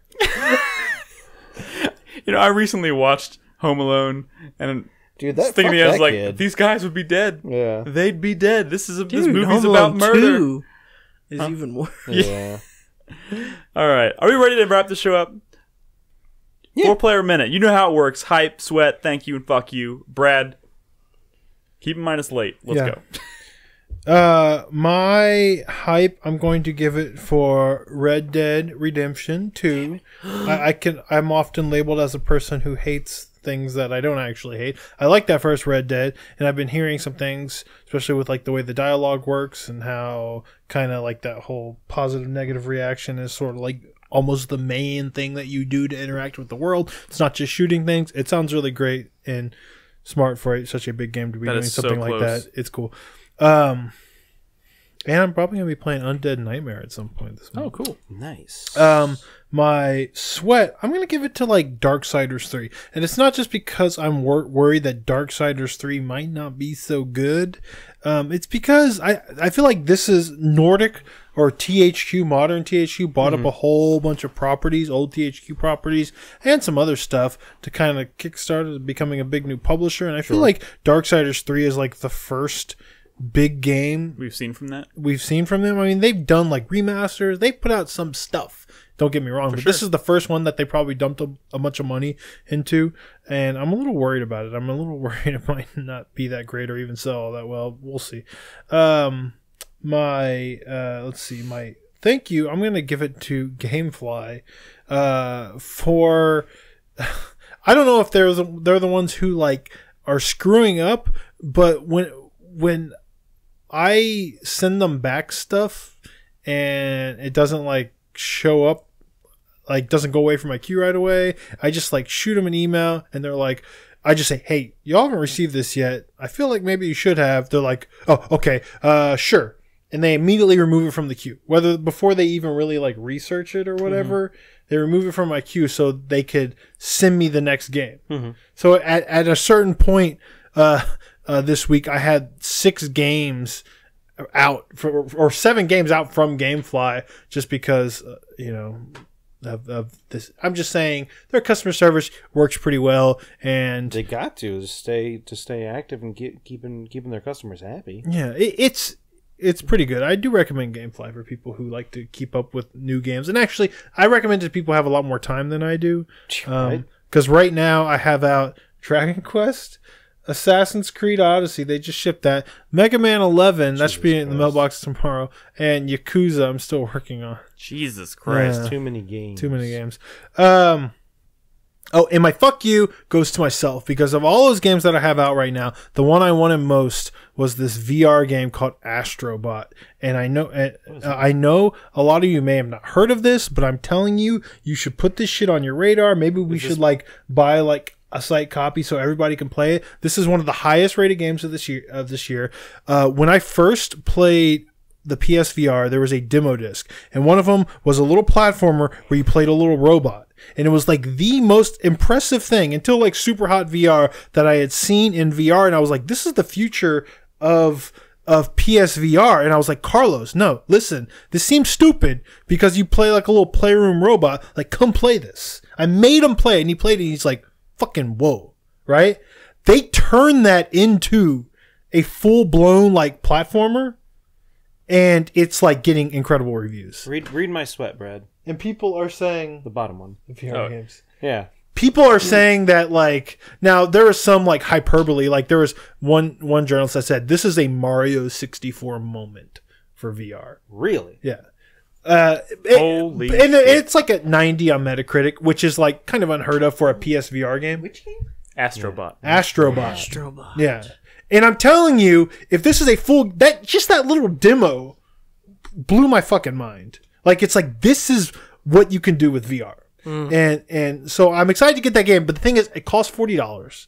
So I don't really have the money to buy it. I don't really own the VR, and my GameFly queue is filled the fuck up. So fuck me for not paying closer attention to the release of this game, because I do want to play it. I don't know when I'm going to get to it, but people are going to be talking about, or people should be talking about this And I'm sure we'll talk about it on our show once you play it. So. someday. You done? Yeah. Cool. My 4-player match starts now. And yeah, my sweat was actually for VR games. I bought my PlayStation VR. I honestly feel like I've probably at this point already gotten its money's worth out of it with all that I played, but I haven't played much since. I mean, I played, the big ones, and I got like a Rick and Morty one, and there's all this stuff and whatever. But then like there's kind of been a lull, and I was kind of getting worried because I'm like, there's no good VR games. And then Brad just talks about this Astrobot. And so yeah, I'm definitely gonna check that out now. So my hype also was for Red Dead, the second gameplay trailer. Finally fucking hit. hyped as shit. I wish it was longer than it is. That was very short. I thought they were going to go a little more depth into some stuff, but that's okay. Did they end that one by saying there's another one coming? I don't think so. Oh, maybe that's all they're going to do then. I mean, Red Dead comes out in 3 weeks? It sounds great. Yeah, all the 22 camp days. stuff and like just being able to like interact with people. It sounds fucking great. There's a lot of intense shit in this game that just like eating fucking food, and yeah, how you can interact with anybody in the world and the different ways. Red Dead Redemption feels a little dated these days because it's that old Rockstar formula of ride to a point, watch the cutscene, do your mission. This feels like it's gonna be a little more than that. A step forward. I can't wait to talk about that on the podcast. There's going to be so much. My second hype is for Harry Potter. Just that little brief kind of like shitty cell phone footage game looks like it has potential. I like that concept. I was excited. I forget the new game that's being produced by Chucklefish. That's kind of like Stardew Valley for Harry Potter. I was excited for that one. Oh, it's like Witchbrook. Yeah, something like that. Yeah. I'm excited for that one just because I want to see. I like that concept. I like that universe. I like that. We don't get enough games like that, in my opinion. For sure. And then my third hype is for Spider-Man Into the Spider-Verse. That trailer that we just watched during the break, like, oh shit, that looks fucking good. It looks so I'm good. excited for Oh that. my god. A bunch of spider people. It does look cool. Yep. I like That's it. it. I'm so Crispy? into it. I love it. My hype this week is for that fucking Harry Potter game, man. Yeah, like, it's gonna be a while. Dude, That's like next gen stuff. you know what the yeah. coolest thing I've like- heard someone talk about this is? The coolest idea that I think came out of it was someone was talking about what their dreams were this game would be, and and they were talking about like the persona elements of it, like being at Hogwarts and being able to like Yeah. make friends, Sure. start Yeah. relationships, Have, like, your own house and everything. have social like, groups. You can be like, bad. The whole idea that they're like Getting into one mischief. of 8 types of wizards. It's like what? 8 types of what could that be? Yeah. That sounds stupid. I love it. But you can pick your house, man. It's gonna have the social links of Persona. That kinda sucks. They the should freedom of an Elder Scrolls It'll game. randomize? No, they shouldn't randomize. They should do a thing where you have to big fill out like a 50 questionnaire, like 50 question questionnaire, and then they sort you based They on put that. you into that. The yeah. combat That would of be cool. Dragon's That would- Dogma. That would be cool. That would be yeah, combat dragon's dog. Oh, You're like climbing yeah. on Like a a- like a troll and magic like archer? shooting spells at its head. Like, Oh my that's god, so my body cool. is ready.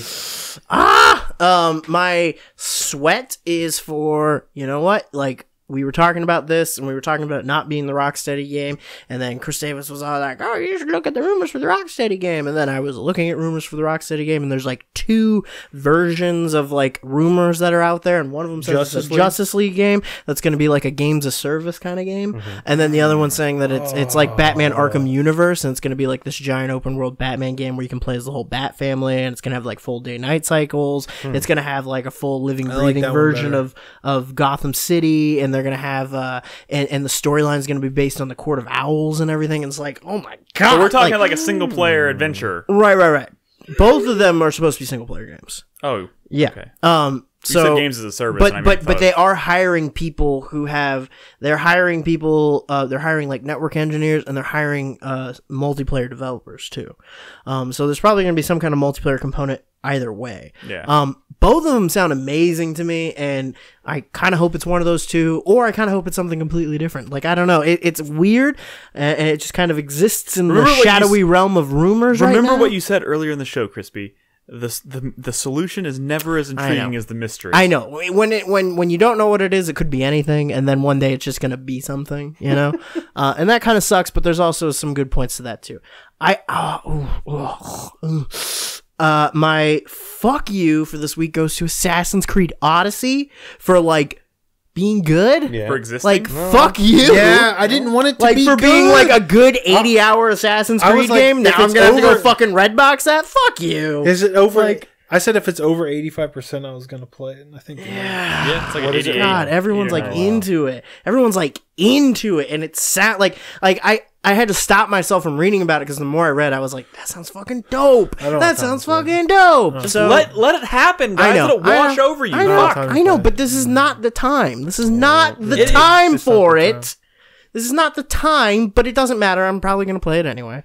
And my thank you for this week goes to I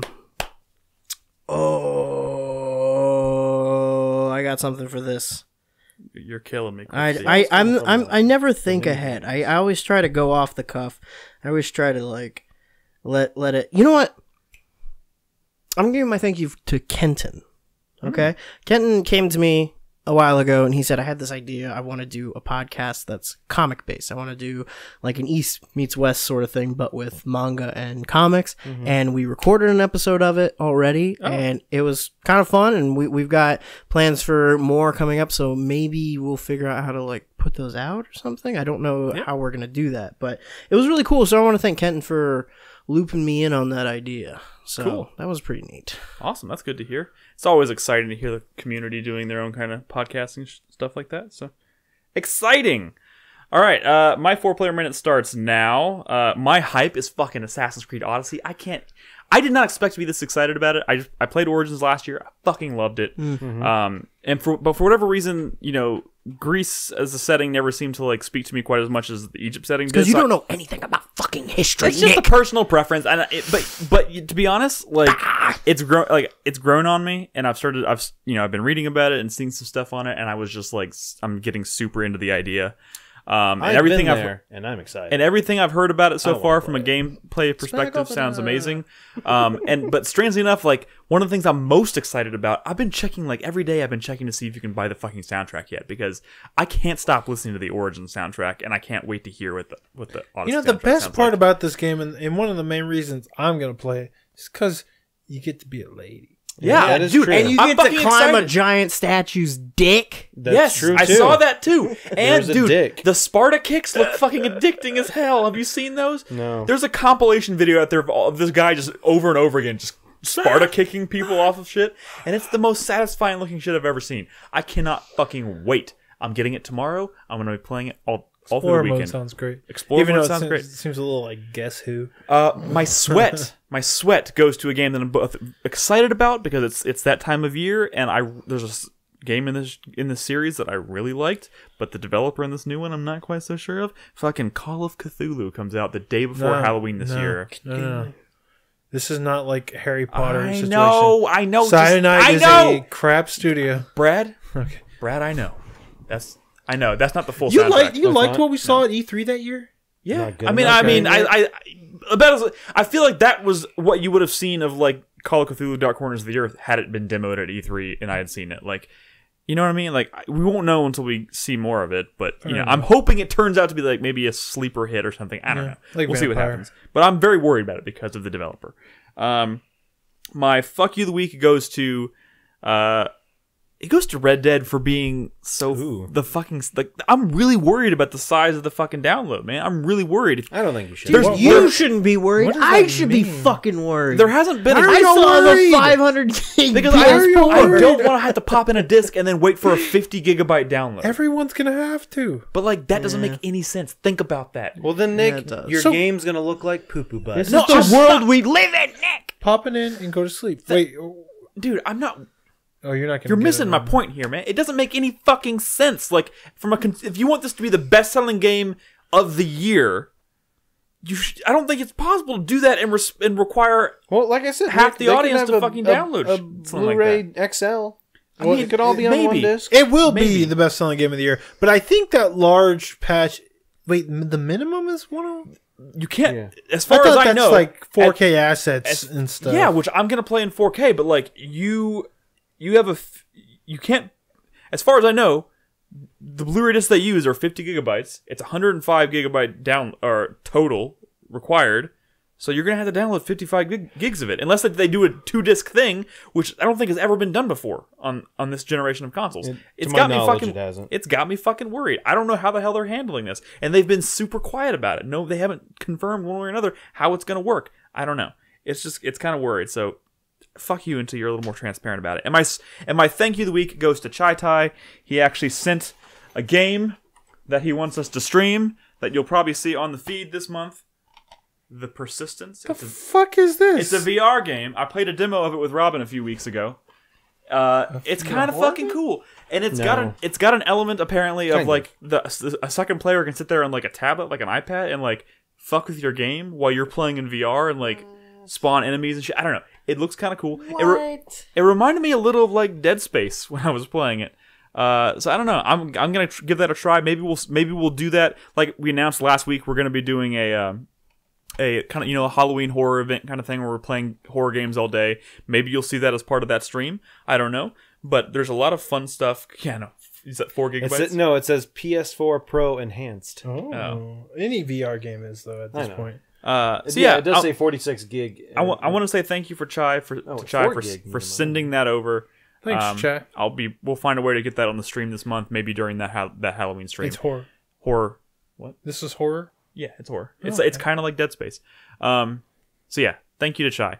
And I think with that said, we need to wrap the show up because it is officially midnight. Wow. The show went a little long. Well, we started late. But we yeah, did. well, So anyways, long break. thank you guys so much for listening. Of course, you can find us at 4playernetwork.com. You can find all of our podcasts there. You can find us on Spotify now and all the different podcast services you can probably imagine, like SoundCloud and Stitcher and all that good stuff. You can watch us stream games every single night at 4pp.tv or twitch.tv/4playerpodcast. Find us on Discord, discord.gg/4player. And of course, like we've said many times tonight, consider supporting us on Patreon. We would appreciate your support. It's patreon.com/4player. Any and every dollar we get is greatly appreciated and will help us reach some exciting goals that we're looking forward to. So, of course, thank you to everyone who tuned in tonight to watch us record this live. We'll be back next Thursday for our new show. We'll probably be talking a lot about Assassin's Creed Odyssey, so tune in. And with that said, have a good night. Bye. Nice. We love you.